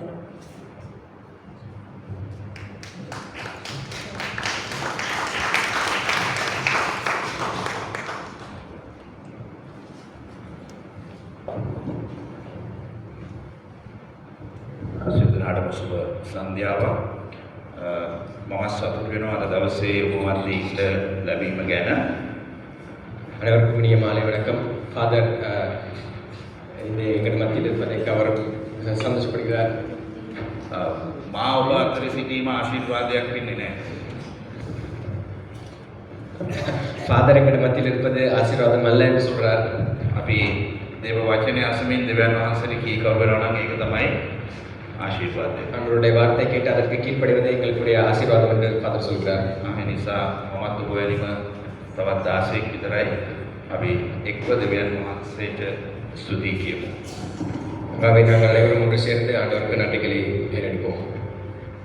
අපි සුළු මොහොතක් අපේ දැස් වසාගෙන දෙවියන් වහන්සේගේ දෙපා මුල මේ රාත්‍රී කාලේ වාර වෙමු. අද දවසේ අපි මෙනෙහි කරන්න යනවා මේ වචනය දෙල් සමිඳුන්ගේ දෑත් වලට බාර කරමු. මතේතුමාගේ සුභාරංචියේ 28 වෙනි පරිච්ඡේදයේ 19 සහ 20 කියන පද. යේසුස් වහන්සේ ඔවුන් වෙතට අවුත් කතා කොට ස්වර්ගයේද පොළොවේද සියලු බලය මට පවරා තිබේ. එබැවින් ඔබ ගොස් සකල ජාතීන් ශ්‍රාවකයන් කරන්න. පියාණන්ගේද පුත්‍රයාණන්ගේද සුදාත්මයාණන්ගේද නාමයෙන් ඔවුන් බෞද්ධ ස්නාපනය කරන්න. මා ඔබට අන කළ සියල්ල රක්ෂා කරන්න. ඔවුන් උගන්වන්න. මමද යුගාන්තය දක්වා සදාකට ඔබ සමග සිටිමි වදාළසේක. இன்று எங்களுக்கு கொடுத்திருக்கிற வார்த்தை மத்தேயு 28ஆம் அதிகாரம் 19ஆம் 20ஆம் வசனங்கள். ஆகையால் நீங்கள் புறப்பட்டு போய் சகல ஜாதிகளையும் சீஷராக்கி பிதா குமாரன் பரிசுத்த ஆவியின் நாமத்தினாலே அவர்களுக்கு ஞானஸ்நானம் கொடுத்து நான் உங்களுக்கு கட்டளையிட்ட யாவையும் அவர்கள் கைக்கொள்ளும்படிக்கு அவர்களுக்கு உபதேசம் பண்ணுங்கள். இதோ உலகத்தின் முடிவு பரியந்தம் சகல நாட்களிலும் நான் உங்களுடனே கூட இருக்கிறேன் என்றார். දවත් සුද මහෝතුම දෙවී පියාණන් අපි නාසරී යේසුස් ක්‍රිස්තුස් වහන්සේගේ සුද නාමයෙන් වහන්සේගේ දෙපා මුල මේ රාත්‍රියේ රැඳෙනවා. ස්වාමීන් වහන්සේගේ වචනය ඇත්තව වසිරමත් දේ දකින්න වහන්සේ දැන් සුදාත්මයන් වහන්සේගේ ආලය තුළ අපේ කිරිකාව වහන්සේ අවදි කළ මැනව. ස්වාමිනේ වහන්සේ තුළ අපගේ ජීවිත අලුත් කරගන්නට වහන්සේ අප සියල්ලන්ට ආශිර්වාද කළ මැනව. වහන්සේ මාගේ කේන්යන් කතා කරන වචන වලට මේ අසාසින්න දරුවන්ටත් දෙවි ස්වාමිනේ වහන්සේගේ පණිවිඩය ලබා දෙමින් මේ රාත්‍රිය වහන්සේ අපේ කෙනෙක්ව වහන්සේගේ ආත්මයෙන් පිරෙව මැනව. නාසරී යේසුස් ක්‍රිස්තුස් වහන්සේගේ මුතු නාමයෙන් ආමේන්. ප්‍රේමවන්ත අයවරුනි අපි මම හිතන්නේ මම පළවෙනි වතාවට තමයි මේ යාඥාවට සම්බන්ධ වෙන්නේ. හැබැයි මගේ අපේ තරුණ කණ්ඩායම පල්ලිය හැමදාම මගෙන් අහනවා මෙහෙම යාඥාවක් කරනවා පාද අපි අපේ පල්ලියේ තියෙන දවසේ අපි තිබ්බට කමන්නේ නේද කියලා මම කියන්නේ යාඥා කරන්න වෙන එක හොඳයි. ඒකට මේ යාඥාවට අරමුණකුත් තිබ්බයි. අරමුණ තමයි විශේෂයෙන් අපේ දේශය ගැන අපි යාඥා කරන එක. ஃபாதர் இந்த ஜெபக்கூட்டத்துக்கு தான் முதலாவது வந்திருக்கிறார். அப்போ இந்த சபையின் வாலிபர்கள் ஃபாதர் அடிக்கடி நாங்கள் கேட்போம், ஃபாதர் நாங்கள் ஒரு ப்ரேயர் மீட்டிங் ஒன்று இங்கே வைக்க போகிறோம் பரவாயில்ல அப்படின்னு. இப்போ ஃபாதர் சொல்லுவார் பிரச்சனை இல்லை ஜெபிக்கிறதுக்கு வைக்கலான்னு. ஆனால் இது வெறுமனே ஒரு ஜெபக்கூட்டம் அல்ல, இது எங்களுடைய நாட்டுக்காக நாங்கள் ஜெபிக்கிற ஒரு நோக்கத்தோடு இருக்கிறதான ஜெபக்கூட்டம். අද දවසේ අපි මෙනෙහි කරන්න යන මේ වචනයන් දිහා බැලුවොත් මේ 19 සහ 20 කියන පදවල සුවිශේෂී කාරණා කීපයක් තියෙනවා. හැබැයි මම මේ ඔක්කොම කතා කරන්නේ නැහැ. මම ඔබත් එක්ක කාරණා දෙකක් විතරයි කතා කරන්නට යන්නේ. මේ 19 වෙනි පදයේ කියන මොකක්ද? එබැවින් ඔබ ගොස්. இன்று நாங்கள் வாசித்த இந்த வேத வாக்கியங்களில் 2 வசனங்களில் நிறைய காரியங்கள் இருக்குது. ஆனால் ஃபாதர் அதை 2 முக்கியமான பாயிண்ட்ஸ்களை தான் எங்களுக்கு இன்னைக்கு எலபரேட் பண்ண போறாரு. நீங்கள் போய் දැන් ඒකේ ඉංග්‍රීසි තියෙන්නේ go, you have to go යන්න ඕනේ. ஆங்கிலத்தில் சொல்லிக்கிறது you go, நீங்கள் போங்க, புறப்பட்டு போங்கள். මේ යන්න කියන වචනේ නැත්නම් ගොස් කියන යන්න කියන වචනයට පාවිච්චි කරන ග්‍රීක වචනයට ප්‍රධාන වශයෙන් අපිට මේ පාවිච්චි කරන ග්‍රීක වචනයට අර්ථ දෙකක් ගන්නට පුළුවන්. இந்த செல்லுங்கள் என்ற வார்த்தைக்கு பாவிக்கப்பட்டிருக்கிற கிரேக்க வார்த்தைக்கு 2 அர்த்தங்கள் இருக்கிறது. එකක් තමයි ඔබ ඉන්න තැනින් වෙන තැනකට යන්න කියන එක. right, you have to move, departure from one place to another. ஒன்று நீங்கள் இப்ப இருக்கிற இடத்திலிருந்து இன்னொரு இடத்துக்கு போங்க என்கிறது. ඒ වගේම තමයි ඒකට දෙවෙනි අර්ථයක් තියෙනවා. ඔබ යමක් රැගෙන යන්න. you have to carry something and go. இரண்டாவது அர்த்தம் என்னன்னா நீங்கள் ஏதாவது ஒரு பொருளை எடுத்துக்கொண்டு போங்க, உங்களோட எடுத்துக்கிட்டு போங்கங்கிறது. දැන් මේක හරි වැදගත්. දැන් පිටුනුවන් විදිහට අපි ගොඩක් වෙලාවට අපේ ආකල්පය බැලුවොත් සහ විශේෂයෙන් යේසුස් වහන්සේ මේක කියපු සමාජය දිහා බැලුවොත් ජෙරුසලම යුදෙව් ජනතාවට ඔවුන්ට යන්න පුරුද්දක් තිබ්බේ නැහැ.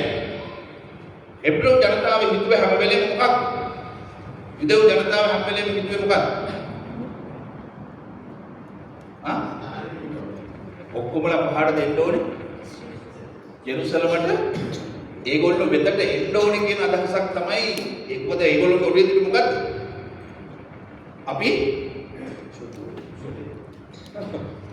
අපි තෝරගත්ත ජනතාව එක්සා අනිත් අය இந்த வார்த்தைகளை இயேசு கூறும் பொழுது அந்த இடத்துல இருந்த நான் காலகட்டத்தை பார்த்தால் அங்க இயேசு சொன்னது வந்து யூதர்களுக்கு அவங்களுக்கு வந்து ஒரு மைண்ட் செட் இருந்தது. அவங்க வந்து கடவுளால் தெரிந்து கொள்ளப்பட்ட ஜாதி, அதனால எருசலேமுக்கு எல்லாரும் அவங்கள தேடி வரணும்னு அவங்க போகணுங்கிற ஐடியா அவங்களோட மைண்ட்ஸ்ல இருக்கவே இல்லை. ඒතර යේසුස් වහන්සේ මේ යන්න කියලා වචනේ කියනකොට ඒක එක්තරා විදිහකින් කොහොම රැඩිකල් ප්‍රතිචාරයක් මොකද යන්න නෙවෙයි ඒකට පුරුදු තිබ්බේ. එන්න. අපේ යේසුස් වහන්සේ කියනවා නෑ. දැන් ඔබ යන්න ඕනේ. இந்த ஆண்டவர் இயேசுவான் போங்கன்னு சொல்லும் பொழுது அவங்களுக்கு அதை ஏற்றுக்கொள்ள முடியவில்லை. ஏன்னா அவங்களோட மைண்ட் செட்டில் இருந்தது அவங்க கிட்ட தான் எல்லாரும் வரணும். ஆனா ஆண்டவர் சொல்றாரு இல்ல நீங்க போங்க அப்படின்னு. මේක අපේ වර්තමාන සමාජයට අපි පොඩ්ඩක් ගලප ගන්නකොට පොඩ්ඩක් කල්පනා කරන්න. මොකද දැන් අපි ජීවත් වෙන සමාජය සමහරට මේ අපි හිතනුවන් අතර නැත්නම් අපි ක්‍රිස්තියානි දහම කතා කරන තැන්වලදී සමහරට මොකද තියෙන්නේ? අපි යන්න එන්න නෙමෙයි. අපේ ආකල්පය තියෙන්නේ මොකද්ද? ඔයගොල්ලෝ සිංහල වචනයක් තියෙනවා. මොකද්ද? ගන්න. යන්න එන්න කියනවා වගේ මොකද්ද කියවෙන්නේ? ගොඩක් වෙලාවට අපේ සෙනඟට අපි කතා කරනකොට නිකන් කට්ටියට බලාපොරොත්තු වෙන්නේ මොකද්ද? ගන්න. அதாவது இப்ப இன்ற காலகட்டத்துக்கு நாங்க இதை பார்க்கும் பொழுது போங்க வாங்கிறது இல்ல, எடுங்கிறதா செல்லுங்கள் இல்லை, நீங்க இருக்கிறத எடுங்க மைண்ட் செட் தான் இருக்காங்க. අපි සභාවට සෙනඟ සමහරක් කරලා සෙනඟට කතා කරනකොට සුභාරංචි කියනකොට න්යාය වක්‍රාකාරයේ අපි කියන පණිවිඩය තමයි මොකද්ද? ආයතන ටිකත් මොනවා හරි ගන්න පුළුවන්. හම්බේ වගේ එකක් නේ. නෑ යේසුස් වහන්සේ මොකද්ද කියන්නේ? ඔබ යන්න ඔබට යමක් රැගෙන යන්න තියෙනවා. இப்போ நாங்கள் இப்போ இந்த காலத்தில் பார்க்குறபடி நாங்கள் போனால் அந்த இடத்துக்கு போனால் எங்களுக்கு ஏதாச்சும் கிடைக்குங்கிற ஒரு ஒரு நோக்கத்தோடு தான் நாங்கள் போகிறோம். ஆனால் இயேசுவான் அப்படி சொல்லலை, நீங்கள் போங்க. ඒ නිසා අපි අපේ රට ගැන අපේ ජාතිය ගැන ලෝකය ගැන කල්පනා කරන යේසුස් වහන්සේ අපිට මේ කියන වචන ඉතාමත් වැදගත්. අපි යමක් රැගෙන යන්න යේසුස් වහන්සේ තෝරගත්ත කොටසක්. அதாவது எங்களுடைய நாட்டை எங்களுடைய சமுதாயத்தை நாங்கள் நோக்கி பார்க்கும் பொழுது நாங்கள் ஆண்டவர் இயேசுவால் தெரிந்து கொள்ளப்பட்டவர்கள் ஏதோ ஒரு காரியத்தை எடுத்துக்கொண்டு போக வேண்டும்.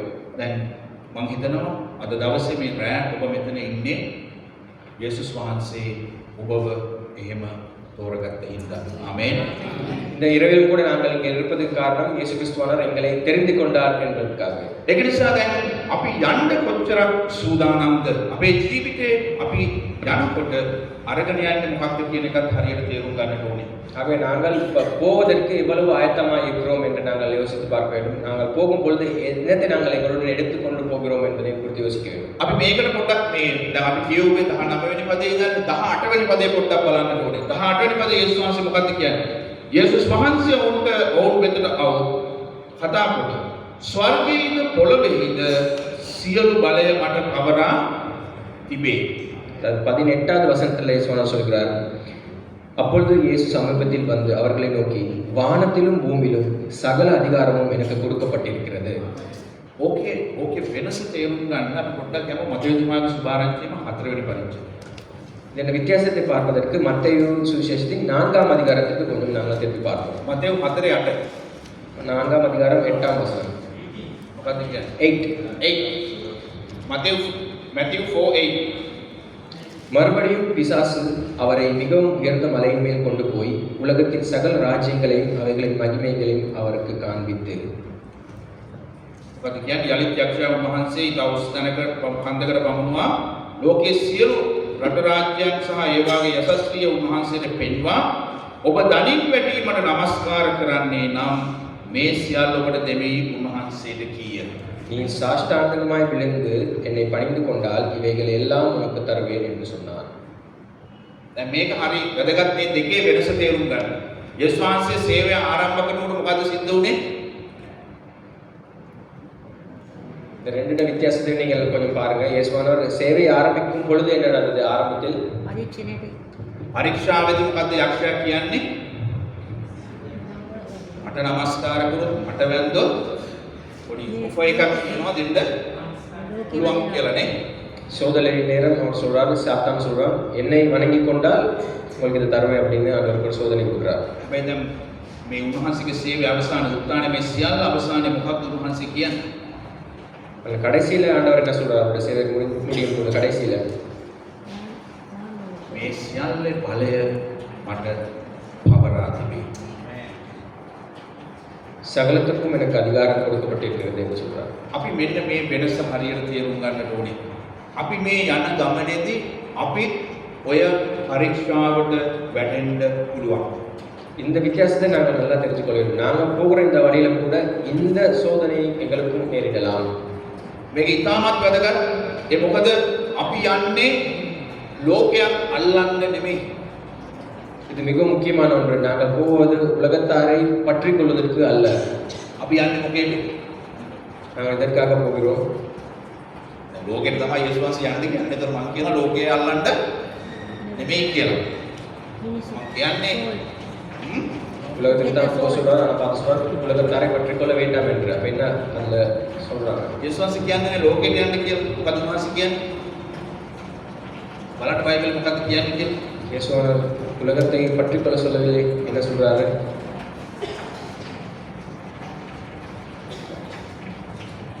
මොකද කියන්නේ? සකල ජාතීන් ශ්‍රාවකයන් කරන්න, right? You got to make all nations disciples. ஆண்டவர் சொல்றார், ஆட்களை பற்றி கொள்ளவில்லை, சகல ஜாதிகளை சீஷர்களாக்குங்கள் சொல்றார். ஏன்?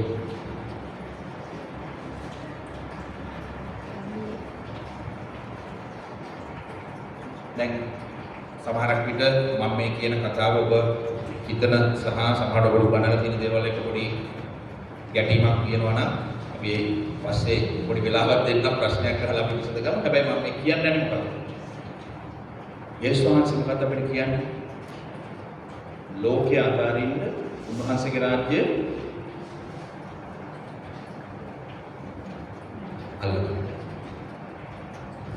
ஃபாதர் சொல்றது கொஞ்சம் கன்ட்ரடிக்ஷனாக இருக்கலாம். இயேசுவானவர் என்ன சொல்றார்? உலகத்தை கைவிடுங்கள், ஆண்டவருடைய ராஜ்யத்தை பற்றிக் கொள்ளுங்கள் என்று சொல்றார். මම කියන එක තේරුම් මේක මේ විස්තර කරන්නකොත් මම ලොකු විස්තරයක් කරන්න ඕනේ. හැබැයි සරලව මොකක්ද මේ කියන්නේ? උන්වහන්සේව අනුගමනය කරන ශ්‍රාවකයන්ව හදන්නට ඕනේ. ஆண்டவர் சிம்பிளா சொல்றேன்னா, ஆண்டவர் சொல்றார், அவரை பின்பற்றுகிற சீடர்கள் ஆக்குங்கள் என்று சொல்றார். ඒ නිසායි මම කිව්වේ උන්වහන්සේ අර පරීක්ෂාව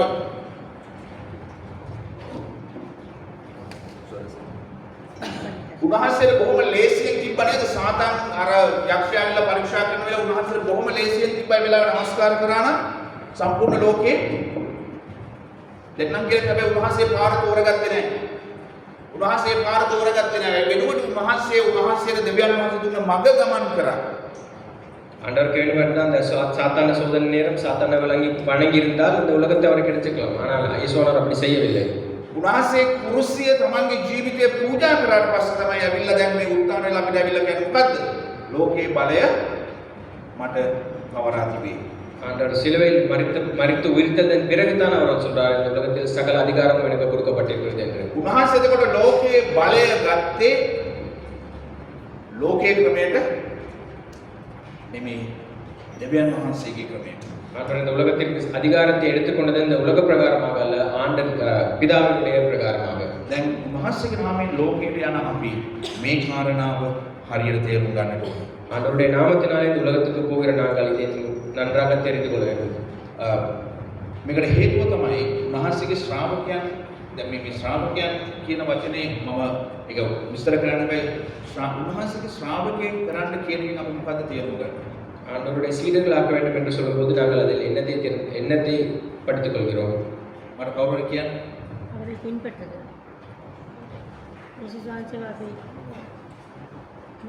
දැන් මේ කොටසෙත් ඔබ 16 වෙනි පදේ ඉඳන් කියවුවොත් එimhe ඔබට බලන්න පුළුවන්. ආ? 16 වෙනි පදේ ඉඳන් කියවලා බලන්න මොකද්ද කියන්නේ? ඔය ගලිලේට ගියපු සෙනගස්සෙක් විදිය සැක කරපු මිනිස්සු.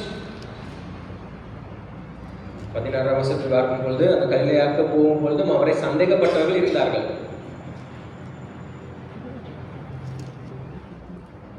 එහෙත් සමහරක් සැකකලහ කියලා නැද්ද? சிலரோ சந்தேகப்பட்டார்கள் அப்படி போட்டிருக்காங்க. 16 වෙනි පදේ නම් කියන්න ඔබට දකින්න පුළුවන්. right? දැන් පස්සෙන් ගියාට ශ්‍රාවකෙක් වෙන්නේ නැහැ.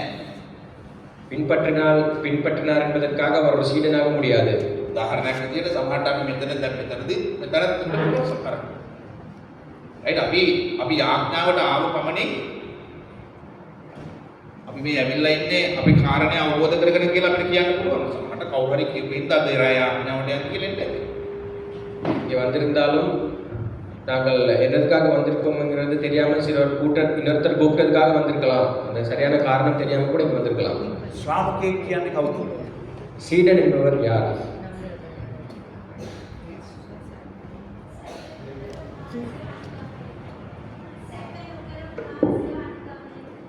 සැක නොකර උන්වහන්සේව අනුගමනය කරන කෙනෙක්. තවත් சந்தேகப்படாமல் ஆண்டவரை பின்பற்றுகிற ஒருவர்.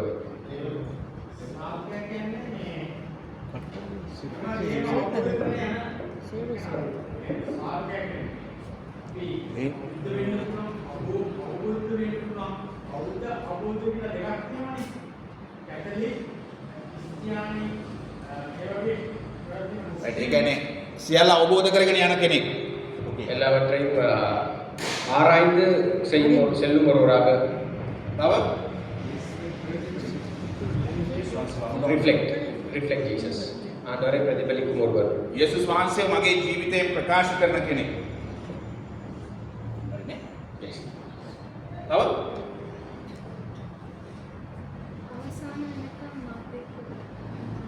අවසාන මරණය දක්වාම උන්වහන්සේත් එක්ක හරිනේ? ඒක අවසානයේ දක්වාම උන්වහන්සේත් එක්ක ඉන්න කෙනෙක්. முடிவு பரியந்தம் ஆண்டவருடன் இருக்கும் ஒருவர்.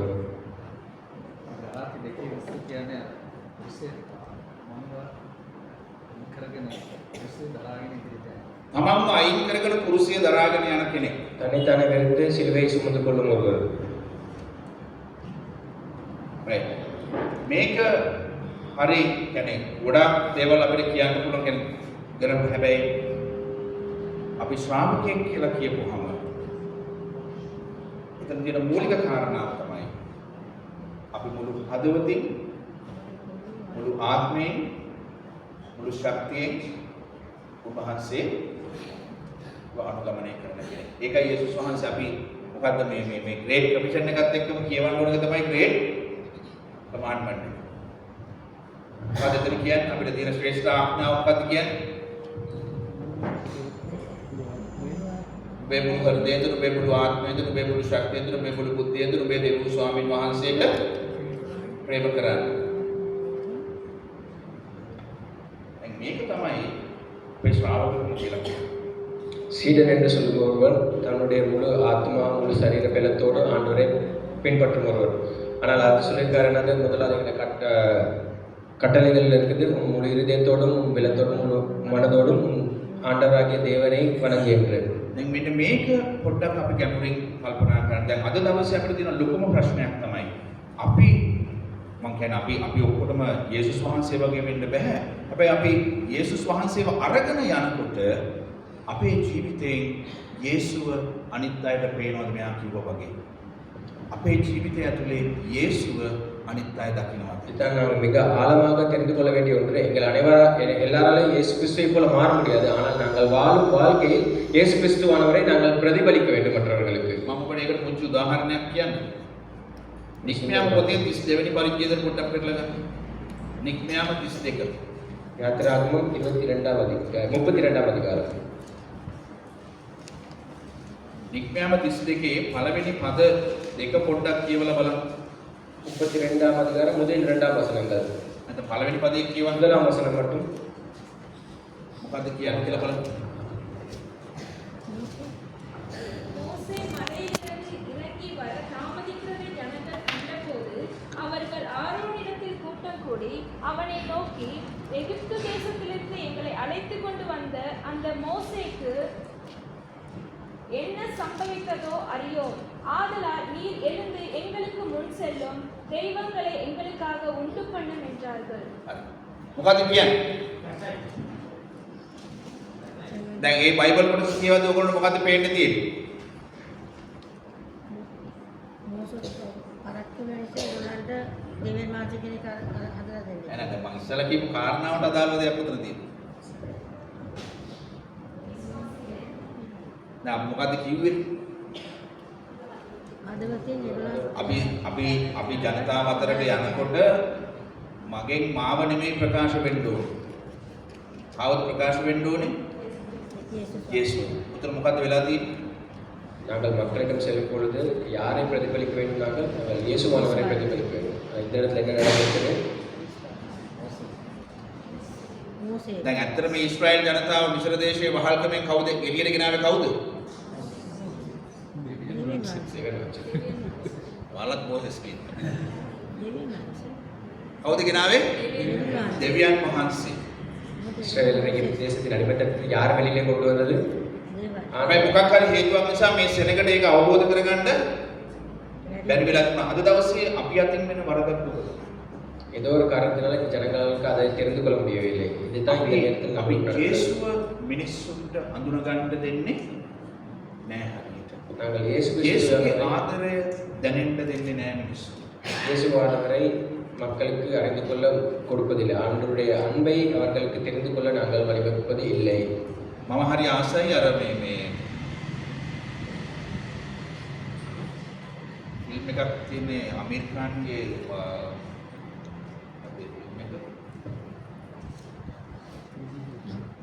අමීර් ඛාන් රඟපාන නම් පිටසක්වල ජීවිතේ කියන ෆිල්ම් එකක් තියෙනවා. PK அமீர் கான் ஒரு படம் பார்த்துருக்கீங்க. ඒ කියන්නේ එක්තරා තැනක එයා මේ ආගම් ගැන පොඩි ප්‍රශ්නයක් කරන තැනකදී අහනවා දැන් දෙවියන් වහන්සේව හමු වෙන්න අතරමැදියේ ඕනේද කියලා. அந்த திரைப்படத்துல ஒரு இடத்துல ஒரு காட்சி வருது, ஆண்டவரை சந்திப்பதற்கு ஒரு நடுநிலையான ஒருவர் தேவையா என்று. ඇයි දැන් මේ එකම දෙවියන් වහන්සේව අපි මොකද කරන්නේ?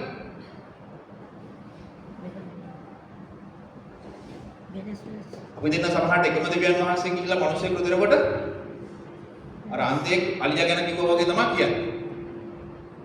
ஒரே ஆண்டவரை ரெண்டு பேர் போயிட்டு ஒருத்தர் சொல்லும் பொழுது ஒரு வித்தியாசமான விதங்களில் சொல்லலாம். ஒரே மாதிரி சொல்லாம வித்தியாசமான விதங்களில் சொல்லலாம்.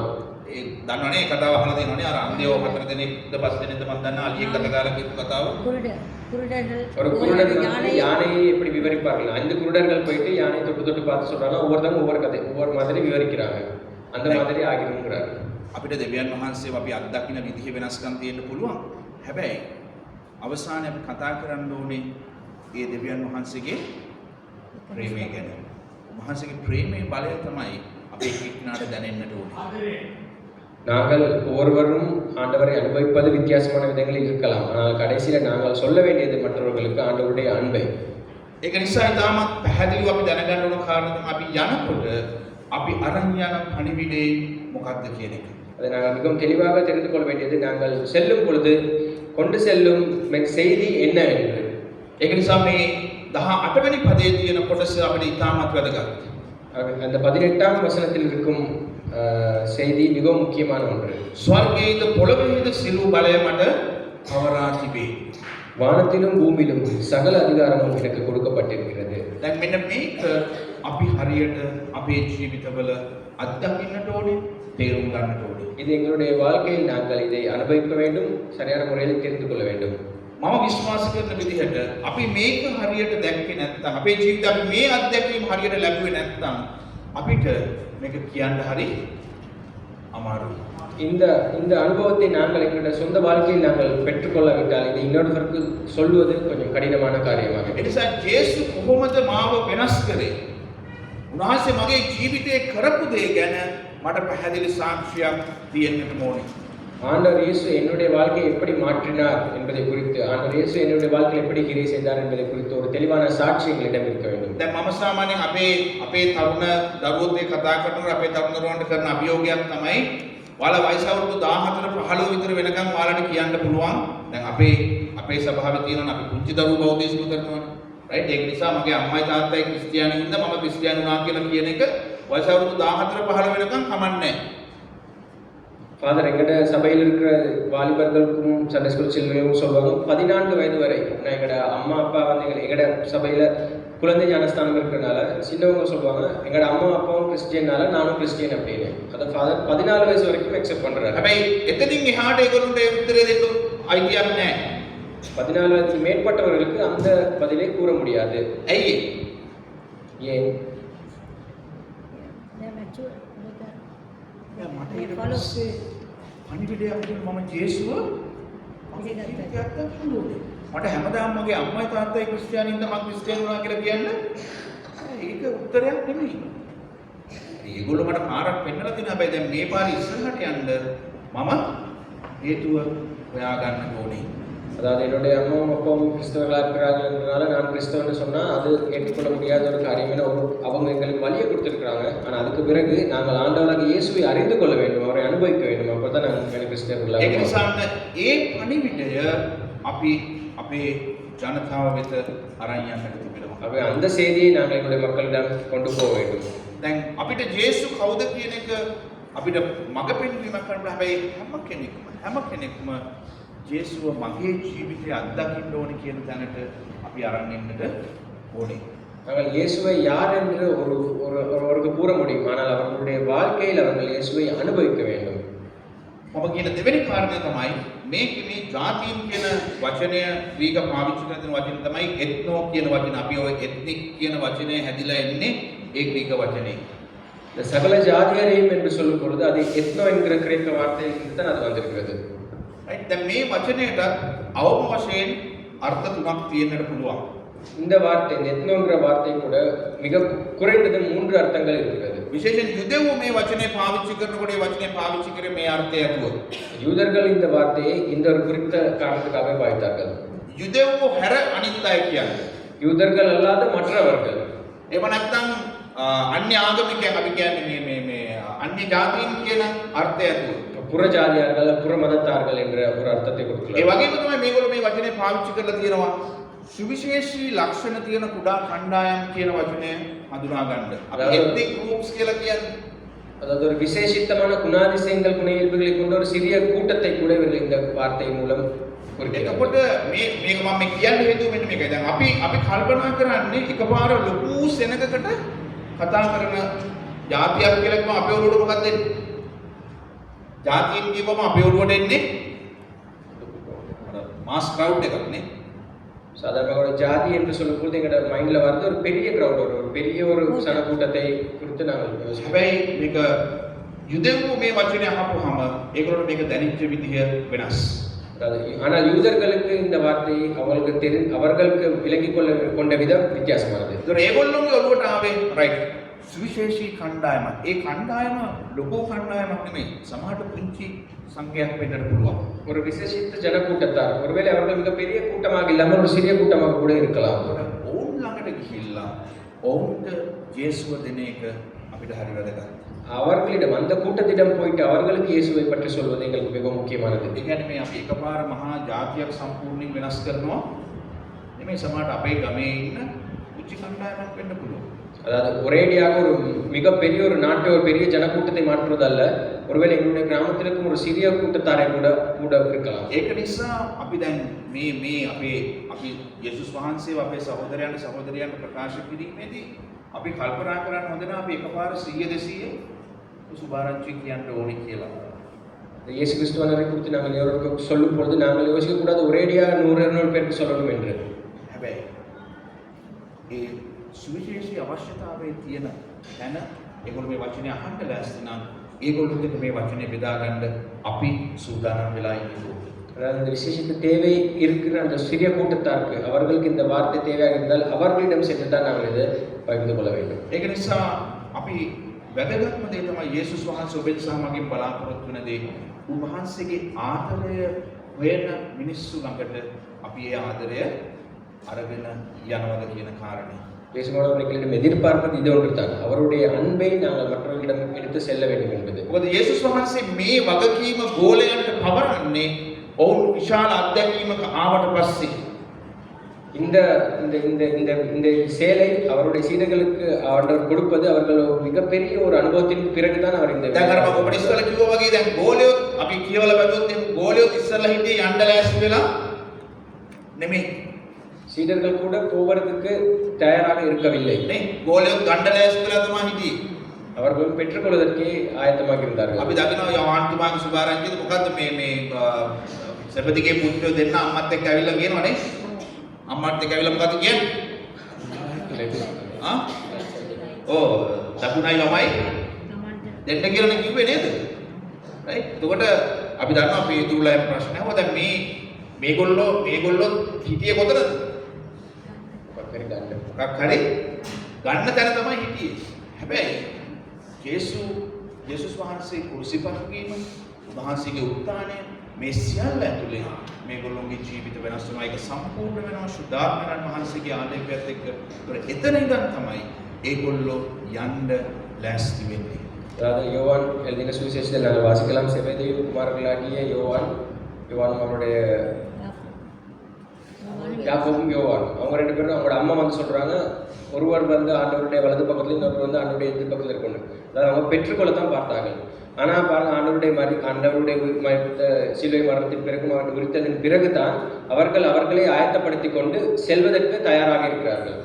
ඒක නිසා අපි මම විශ්වාස කරනවා ගැඹුරින් මේ කාරණාව තේරුම් ගන්නට ඕනේ. අපි යන මේ ගමනේදී අපි මේ සුභාරංචි අරන් අපේ ජනතාව, අපේ සහෝදරයන් සහෝදරියන්ට යනකොට අපි කොච්චරක් යේසුව අපේ ජීවිතේ දරාගෙන ඔවුන් ළඟට යනවද? ஸோ நாங்கள் இதை மிகவும் ஆழமாக தெரிந்து கொள்ள வேண்டும். நாங்கள் எங்களுடைய சகோதர சகோதரிடம் நாங்கள் இந்த செய்தியை கொண்டு போகும் பொழுது ஆண்டவர் இயேசுவை நாங்கள் எவ்வளவு தூரம் பிரதிபலிக்கிறோம் என்பதை குறித்து நாங்கள் எச்சரிக்கையாக இருக்க வேண்டும். මට දැන් හරියට දැනමතක් වෙන්නේ නැහැ. හැබැයි පාවුල් තුමා මම හිතන්නේ අපිට කියන එක්තරා අවස්ථාවක අපි සුභාරංචිය ප්‍රකාශ කරාට පස්සේ يعني මම ඇවිල්ලා සුභාරංචිය ප්‍රකාශ කරා නම් දැන් ඊට පස්සේ මගේ හැසිරීම දිහා දකින ඔයාලා يعني මම හැසිරෙන දේ දැක්කහම මම කියපු දේ නිෂ්ඵල වෙන්න හොඳ නැහැ කියන දැන් මෙයා එකක් කිව්වා එකක් කරන්න වගේ දැනුමොත් එහෙම දුර මම කියපු සුභාරංචිය වැඩක් නැති වෙනවා. பவுலானவர் ஒரு இடத்துல சொல்லுகிறார், நான் உங்களுக்கு சுவிசேஷத்தை சொல்லிய பிறகு நான் வேற மாதிரி நடந்தால் அதுல வேலை இல்லை. අපි කියන පණිවිඩය තුළ අපි ජීවත් වෙන මිනිස්සු බවට පත් වෙන්න நான் ඕනේ. சொல்லுகின்ற இந்த செய்தியை அதனூடாக நான் அந்த மாதிரி வாழ வேண்டும் என்று சொல்லுகிறார். ඒක නිසා මේක හරි වැදගත් අපිට. ඔබ රාත්‍රියක් මෙතන ගත කරන්නේ යම් හේතුවක් නිසා. இது எங்களுக்கு மிக முக்கியமான ஒன்று. நாங்கள் இந்த இரவை இங்கு செலவழிப்பது ஒரு முக்கியமான ஒரு காரணத்திற்காகவே. දැන් මට සමා වෙන්න ඕන. දැන් මම එහෙම කිව්වට මම තව ටිකකින් මෙතනින් යන්න ඕන. அது நம்ம போயிடுவாரு. මම අනුරාධපුරේ ඉඳන් ආවේ. හෙට උදේ මම රංගල යන්න තියෙනවා. ඒක නිසා මම තව ටික වෙලාවකින් ඇත්තටම මම යනවා සමාවිල්ලනවා මට ඔබත් එක්ක ඉන්න බැරි වීම ගැන. හැබැයි ඔබ අද රාත්‍රියේ මෙතනට ආවේ යම් තෝරා ගැනීමක් නිසා. நாங்கள் இந்த இரவு இங்கே வந்திருக்கிறது ஒரு தெரிந்து கொள்ளப்பட்ட ஒரு காரணத்திற்காகவே. උන්වහන්සේගේ හඬට ඔබ හමුකන් දුන්න නිසායි මේ රාත්‍රිය ඔබ මෙතනට ආවේ. ஆண்டவருடைய வார்த்தைக்கு, அவருடைய வசனத்துக்கு நாங்கள் செவி கொடுத்ததினாலே நாங்கள் இங்கே வந்திருக்கிறோம். එතකොට උන්වහන්සේ අපිට හඬ ගැහුවේ මොකටද කියන එක අපි හැම කෙනෙක්ම මේ රාත්‍රියේ අහන්නට ඕන. ஆண்டவர் ஏன் எங்களுடன் பேசினார் என்பதை குறித்து நாங்கள் ஒருவரும் இந்த ராத்திரியிலே எங்களை கேட்டுக்கொள்வோம். උන්වහන්සේ නිකම් ඔබව සහ ඔබව මෙතනට ගෙනාවේ නැහැ. ஆண்டவர் உங்களை வெறுமனே இங்கே கொண்டு வரவில்லை. අනිත් ගොඩක් දෙනෙක් මැත්තේ ඔබට මෙතනට එන්න ඕන පොළොමෝපු හේතුවක් තියෙනවා. அநேகர்கள் மத்தியில் உங்களை இங்கே வருவதற்கு ஒரு காரணத்தோடே ஆண்டவர் உங்களை இங்கே கொண்டு வந்திருக்கிறார். අපි හිතමු යාළුවාට අපි හින්දාවා කියලා. நாங்கள் நினைப்போம் ஒரு நண்பன் ஒருவர் புரியுதுனால் நாங்கள் வந்திருக்கிறோம் என்று. හොඳට මතක තියාගන්න. ඔබ මෙතනට ගෙනාවේ යේසුස්. ஆனால் நல்லா யோசிச்சு கொள்ளுங்க, உங்களை இங்கே கொண்டு வந்தது இயேசுவானவரே. උන්වහන්සේට මේ රාත්‍රිය අවශ්‍යයි ඔබේ ජීවිතය ස්පර්ශ කරන්න. இந்த இரவிலே ஆண்டவர் உங்களுடைய வாழ்க்கைகளை தொடுவார். அதுக்கு இந்த இரவு அவசியமானது. මම ඔබට ඒක කියන්නේ මගේ ජීවිතේ මම අත්දැකපු දේවල් එක්ක. ஃபாதர் அவருடைய வாழ்க்கையில் நடந்த அனுபவங்களை வைத்து இதை எங்களிடம் பகிர்ந்து கொள்கிறார். මම බය නැතුව කියනවා ජේසු මාව මෙතනට ගෙනාවේ නැත්නම් මම මෙතනට එන්නේ නැහැ. ஆண்டவர் இயேசுவானவர் ஃபாதருக்கு கொண்டு வந்திருக்காட்டி அவருக்கு வந்திருக்க மாட்டார் என்பதை அவர் தைரியமாக கூறுகிறார். ඒ කියන්නේ මම මේ රෑ දැන් මෙතන ඉන්න එකත් මගේ ජීවිතේ මම මෙතන ඉන්න එකත් දෙකම ගැන මම මේ කියන්නේ. இந்த நாளில் ஃபாதர் இங்கே இருப்பதும் ஃபாதருடைய வாழ்க்கையில் அவர் இந்த இடத்தில் இருப்பதும் இயேசு கிறிஸ்துவினுடைய அழைப்பே. මම ආපහු හැරිලා බලනකොට මගේ ජීවිතේ වෙච්ච දේවල් ඇයි යේසු ඒවා මගේ ජීවිතේ එහෙම තිබ්බේ කියන එක මට අද හොඳට තේරුම් ගන්න පුළුවන්. இந்த வாழ்க்கையை திரும்பி பார்த்தால் அந்த காரியங்கள் ஏன் அப்படி நடந்தது என்பதை குறித்து பார்த்தால் அது ஆண்டவருடைய திட்டமாகவே இருக்கிறது என்பது குறித்து ஃபாதருக்கு தெளிவாக விளங்குகிறது. මම අනුරාධපුරේ හැදිච්ච වැඩිච්ච කෙනෙක්. ஃபாதருடைய பிறப்பிடம் எல்லாமே அனுராதபுரம். මම ඉපදුනේ මම ඉස්කෝලේ ගියේ ඔක්කොම අනුරාධපුරේ. பிறந்தது வளர்ந்தது ஸ்கூல் போனது எல்லாமே அனுராதபுரத்தில் தான். මම ඉස්කෝලේදී කවදාවත් මගේ ආගම ඉගෙන අරගෙන නැහැ. මගේ ආගම මම ඉගෙන අරගෙන නැහැ. ஃபாதர் ஸ்கூல்ல ஒரு நாள் கூட அவருடைய இந்த ரிலிஜனை அவர் பாடமாக படித்ததில்லை. මොකද මට ඉස්කෝලේදී ආගම ඉගෙන ගන්න මම විතරයි අනුරාධපුර සෙන්ට්‍රල් එකේ මම ඉගෙන ගත්තේ මගේ පන්තියේ මම විතරයි ආගම ඉගෙන ගත්ත ළමයිකට මගේ මුළු වසරටම අපි අපේ මම හිටපු ග්‍රේඩ් එකේ ළමයි 350ක් විතර හිටියා 350ටම ක්‍රිස්තියානි ළමයි හිටියේ දෙන්නයි මමයි තව කතෝලික ළමයිකුයි විතරයි. அதுக்கு காரணம் வந்து ஃபாதர் படித்த ஸ்கூல்ல கிறிஸ்தவ மதத்தை சார்ந்தவர்கள் 2 பேர் தான் இருந்தார்கள் அவருடைய வகுப்பில். එතකොට මම පල්ලි ගිහිල්ලා තමයි විභාග කරේ. O level විභාගෙට ආගම ලිව්වෙත් පල්ලියෙන් මට උගන්වපු නිසා. O level எக்ஸாம்ல கிறிஸ்டியானிட்டி செஞ்சது ஃபாதர் வந்து சர்ச்ல போய் படிச்சாங்க, ஸ்கூல்ல படிச்சதாக இல்ல. ඒතකොට මේ පරිසරයේ ඇතුලේ යේසු මගේ ජීවිතේ කරපු දේවල් යහම මාව හැරලා බලනකොට අද මට තේරෙනවා ඇයි යේසු මාව ඒ විදිහට ගෙනාවේ කියලා. அந்த சூழ்நிலையில் ஃபாதர் திரும்பி பார்க்கும்போது ஏன் ஃபாதர் அந்த சூழ்நிலையில் வந்து கடந்து வந்தார் என்பதை இயேசுவானவர் தான் அதை கொண்டு வந்தார்ங்கிறது ஃபாதருக்கு அது රයිට්. ඒක නිසායි මම කියන්නේ. මොකද මම අහම්බෙන් මාවත් මේ වගේ යම් යම් තැන් වලට යේසු ගෙනහිල්ලා තිබ්බා. தற்செயலாக இந்த மாதிரி இடங்களுக்கு ஃபாதரையும் இயேசுவானவர் கொண்டு போயிருக்கிறார். ඒ තැන් වලදී ඒ රාත්‍රියන් වලදී උන්වහන්සේ මට කරපු වෙනස්කම නිසා තමයි මම අද මෙතන ඉන්නේ. அந்த நேரங்களில் அந்த இரவு அந்த ஜெப கூட்டங்களில் நடந்த செயல்களினூடாகவே ஃபாதர் இந்த இடத்துல இருக்கிறார். ඒක නිසා මම ඔබෙන් ආදරෙන් ඉල්ලන්නේ ඔබ යේසුගෙන් අහන්නම ඕනේ මේ රැය. ස්වාමිනී ඔබ වහන්සේ ඇයි මාව මෙතනට ගෙනාවේ? ஆகவே நீங்கள் அனைவரும் கேட்டுக்கொள்ளுங்கள் இயேசுவிடம், ஆண்டவரே ஏன் என்னை இந்த இடத்துக்கு கொண்டு வந்தீர்கள் என்று. ඔබ නිකන් යාඥාවකට ඇවිල්ලා හෙට උදේ යාඥාව වුණාට පස්සේ දැන් යාඥාව ඉවරයි කියලා අපි කියපු විදිහට මේ අතගසා දාලා මේ දොරෙන් එළියට ගියොත් ඒක දෙවියන් වහන්සේගේ යේසුගේ කැමැත්ත නෙමෙයි. நீங்கள் வெறுமனே இந்த ஜெப கூட்டத்துக்கு வந்து நாளை காலை ஜெப கூட்டம் முடிந்ததும் போனால் அது இல்ல ஆண்டவருடைய விருப்பம். යේසුගේ කැමැත්ත ඊට වඩා ගොඩක් වෙනස්. ஆண்டவருடைய திட்டம், ஆண்டவருடைய விருப்பம் அதை விட மிகவும் வித்தியாசமான ஒன்று. උන්වහන්සේ ඔබ මේ රාත්‍රියේ මෙතනට ගෙනාව උන්වහන්සේට අවශ්‍යයි ඔබ උන්වහන්සේගේ දෑති භාජනයක් විදිහට පාවිච්චි කරන්න. ஆண்டவர் உங்களை இங்கே கொண்டு வந்ததற்கு காரணம் ஆண்டவருடைய திட்டத்துக்காக, அவர் உங்களை பாய்ப்பதற்காக அவர் உங்களை இங்கே கொண்டு வந்திருக்கிறார். ඒක නිසා ප්‍රේමවන්තවරුනි උන්වහන්සේ සමහරට හෙටෝකට පෙන්නයි. ඔබ අපි සූදානම් වුණාට පස්සේ අපි අර යන්න සූදානම් කියන එකේදී ඔබට සමහරකට ඔබේ ගෙට එහා පැත්තේ ඉන්න කෙනෙක්ව පෙන්නයි. එහෙම නැත්නම් ඔහෙවත් නැති තැනක් පෙන්නයි. ගිහිල්ලා ජේසුගේ ආදරය ගැන කතා කරන්න. ஆகவே நாங்கள் தயாரான பிறகு ஆண்டவர் எங்களிடம் காட்டுவார். நாளைக்கு நீங்க போயிட்டு உங்களோட வீட்டு பக்கத்துல இருக்க ஒரு கோயில் எங்கேயாச்சும் ஒரு இடத்துக்கு போயிட்டு இந்த சுவிசேஷத்தை, ஆண்டவருடைய அன்பை அவர்கள் சொல்றதற்கு எங்களுக்கு காட்டுவார். ඒ නිසා මම ඔබේ ආදරයෙන් ඉල්ලනවා ඔබ යාඥා කරන්න. ස්වාමිනී ඔබ මාව වහාට ගෙනියන්නේ. උන්වහන්සේ මම දන්නවා මේ රාත්‍රියේ ඔබෙන් අහන්නට යනවා. ඔබ යවන්න ගොඩක් තැන් මට තියෙනවා. ඔබ යන්න ලෑස්තිද කියලා. நீங்க ஆண்டவரிடம் கேட்டுக்கொள்ளுங்கள், ஆண்டவரை என்னை எங்கே அனுப்ப போறீங்க என்று. ஆண்டவர் சொல்வார், நிறைய இடங்கள் இருக்கு, நீ போறதுக்கு ரெடி ஆகிங்க, உங்களுக்கு நான் சொல்றேன் அப்படின்னு. ඒ නිසා උන්වහන්සේ බලාගෙන ඉන්නවා අපි කටහැරලා කියනවා. ස්වාමිනී මෙන්න මම ඔබ වහන්සේට ඕන තැනට යවන්න. ஆண்டவர் எங்களை ஆண்டவர் பார்த்து கொண்டிருக்கிறார். நாங்கள் சொல்லும் வரைக்கும் ஆண்டவரை நான் தயாராக இருக்கிறேன், என்னை அனுப்புங்கள் என்று. ඒ නිසා මේ යාඥා විවරෙද්දී ඔබ ගණ්ඩාපු කෙනෙක් නෙමෙයි. යේසුස් ක්‍රිස්තුස් වහන්සේගේ නාමයෙන් යන්න සූදානම් දරුවෙක් වාජනයක් බවට පත් වෙන්න ඕනේ. அவர் இந்த ஜெப கூட்டம் முடிந்ததும் நாங்கள் வெறுமனே ஏதாவது ஒரு காரியத்தை பெற்றுக்கொள்ள வேண்டியவர்கள் அல்ல. இயேசு கிறிஸ்துவின் நாமத்தில் அவரின் நாமத்தை தனித்து கொண்டு எடுத்து செல்ல வந்தவர்கள் ஆக நாங்கள் பார்ப்போம். අපි සූදානම් නැගිට යාඥා කරමුද? செய்கிறோம்.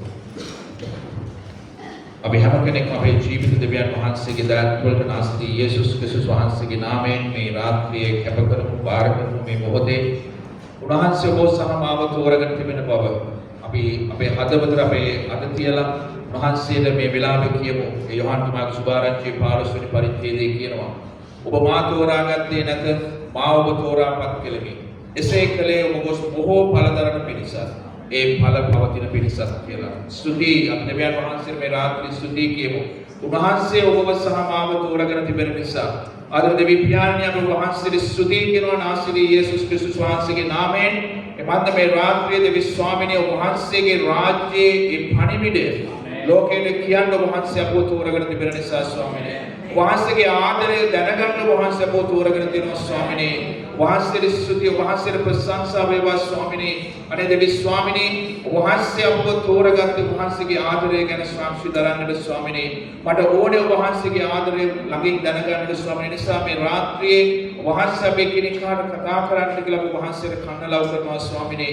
අපේ කැමැත්ත නෙමෙයි වහන්සේගේ කැමැත්ත ඉෂ්ට කරන දරුවෙක් වෙන්න ස්වාමිනේ. එදා ඒ ගෙත්සෙමනේ වහන්සේ ඒ රාත්‍රියේ දෙවි ස්වාමිනේ වහන්සේ ආඥා කරමින් කිව්වේ මේ කුසලානේ මම ඉවත් කරනොත් ඒක මගේ කැමැත්ත නෙමෙයි වහන්සේගේ කැමැත්ත මගේ ජීවිත ඉෂ්ට කරන නිසා ස්වාමිනේ මේ රාත්‍රියේ වහන්සේ අපේ කෙනෙක්ගේ ජීවිතවල වහන්සේගේ සැලැස්ම වහන්සේ තබන්න කියලා අපි ආඥා කරනවා ස්වාමිනේ. ජෙරමියා 29:11 තාමත් පැහැදිලිව කියනවා ස්වාමිනේ වහන්සේගේ වචනේ කරන මට නුඹලා ගැන සැලැස්මක් තිබෙනවා. ඒ සැලැස්ම නුඹලාට අයහපතක් කරනවා යහපතක් කරන මිනිසුන්ට බලාපොරොත්තු අනාගතයක් දෙන පිණිස කියලා ස්වාමිනේ. එනිසා වහන්සේගේ යහපත් සැලැස්ම මේ රාත්‍රිය අපි අයිති කරගන්නවා නාසී යේසුස් ක්‍රිස්තුස් වහන්සේගේ නාමයෙන්. අනේ දෙවි ස්වාමිනේ වහන්සේගේ යහපත් සැලැස්ම දරාගෙන ගමන් කරන්න වහන්සේ අපිට ආශිර්වාද කළ මැනව. එවන්ද දෙවි ස්වාමීන් පෞල්තුමා එපිස 2:10 පැහැදිලිව කියනවා. වහන්සේ කලින්ම අපව තෝරගත්ත යහපත් වැඩේ සඳහා ස්වාමිනේ. වහන්සේ ලකුණු තබලා තිබෙන නිසා ස්වාමිනේ වහන්සේ අපව කැඳවන්නා වූ ඒ කාර්ය සඳහා කැප වෙන්න වහන්සේ අපිට ආශිර්වාද කරන්න. එවන්ද වහන්සේගේ වචනේ තාමත් පැහැදිලිව කියනවා ස්වාමිනේ. මට ස්වාමිනේ කියන සියල්ල ස්වර්ග රාජ්‍යයට නොවන්නේ ස්වර්ගීය පියාණන් වහන්සේගේ කැමැත්ත ඉෂ්ට කරන්නන් පමණයි. ස්වර්ග රාජ්‍යයට නිසා ස්වාමිනේ වහන්සේගේ කැමැත්ත ඉෂ්ට කරන දරුවන් වෙන්න වහන්සේ මේ රාත්‍රිය අප සියලුදෙනාම සූදානම් කරමින් ඒ මඟ ගමන් කරන්න වහන්සේ අප ආලේප කරන්න ස්වාමිනේ. නාසී යේසුස් ක්‍රිස්තුස් වහන්සේගේ නාමයෙන් මේ රාත්‍රිය වහන්සේට යාඥා කරමින් ඉල්ලනවා ස්වාමිනේ. වහන්සේ අපි වෙනුවෙන් සූදානම් අපිට දීප්තිනේ යුදා යුද පැනද ගන්න වහන්සේ අපිට ආශිර්වාද කරන්න ස්වාමිනේ. ඒ සත්‍ය නමති එකපටිය වැද ගන්නට ධර්මිෂ්ඨකම නමති ලයවැස්ම පැනද ගන්නට ස්වාමිනේ. සාම සුභාසනේ පාවහන් පැනද ගන්නට දෙවි ස්වාමිනේ ඒ ගැලවීම නැමති විශ්වාසම අධහිල නැමති පලියගෙන වහන්සේ අපිට දීප්තිනේ දෙමුහත් කඩුව ස්වාමිනේ. වහන්සේගේ වචනය දරාගෙන ගමන් කරන්න වහන්සේ අපිට ආශිර්වාද කරන්න ඒ සඳහා වහන්සේ අපව සූදානම් කරන්න ස්වාමිනේ. වහන්සේට සියලු දේ බාර කරනවා කැප කරනවා ස්වාමිනේ. නාසී යේසුස් ක්‍රිස්තුස් වහන්සේගේ පුදුම නාමයෙන්. ආමේන්. වමිසුති මට සමාවෙන්න මම ඉස්සෙල්ලා කිව්වා වගේ මම ඇත්තම කිව්වොත් එහෙම මම අවසර රෙවරන්ඩ් ජස්මින්ට කෝල් කරා. එතකොට තමයි රෙවරන්ඩ් ජස්මින් මතක් කරේ මේ ආද පොරොන්දුනා අද අවසෙන්න කියලා. මම මේක කියන්නේ මට විනාඩියක් දෙන්න වාඩි වෙන්න විනාඩියක් දෙන්න මම මේක කියලා නැත්නම් මේක කිව්වේ නැත්නම් හොඳ නැහැ. ඇත්තම කිව්වොත් එහෙම අද හවස මේ යාඥාවට මම එන්න ඕනේ කියන එක ප්‍රකර හේතුවක් නිසා මට අමතක වෙලා තිබුණා. හැබැයි යේසුස් වහන්සේ මට පණිවිඩයක් දීලා තිබුණා. එතකොට මම කල්පනා කරා ඇයි යේසුස් වහන්සේ මට මේක මොකද දැන් හෙට මම රංගල යන්න තියෙනවා පල්ලි පූජාව ගන්න. හැබැයි මම ඒකට වෙනම දේශනාවක් ලෑස්ති වෙලා ඉන්නකොට ඒ අතරතුර තමයි යේසුස් වහන්සේ මම ඔබත් එක්ක කතා කරපු මේ යන්න කියන එක. ඒතකොට මේ බයිබල් පදයෙන් නෙමෙයි ඒක මට වෙන්නුවේ වෙන බයිබල් පදයකින්. හැබැයි මම ඩන්ස්ටන් සහෝදරයන් යහුව ඩන්ස්ටන් මම හවස දේශනා කරද්දී බයිබල් කොටසක් තියෙනවද තෝරගත් එකක් දේශනා කරන්න. ඒක.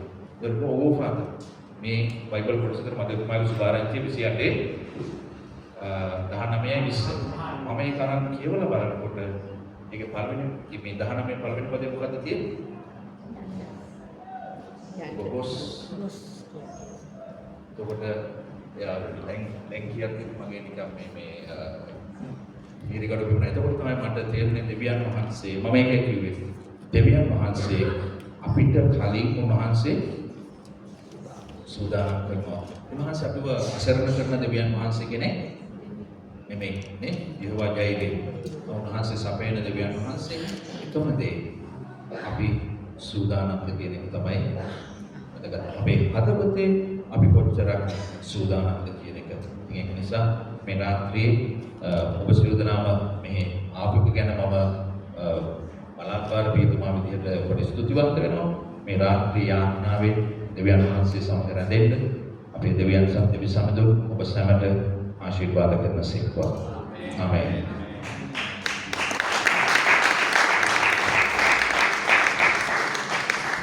Thank you, Father.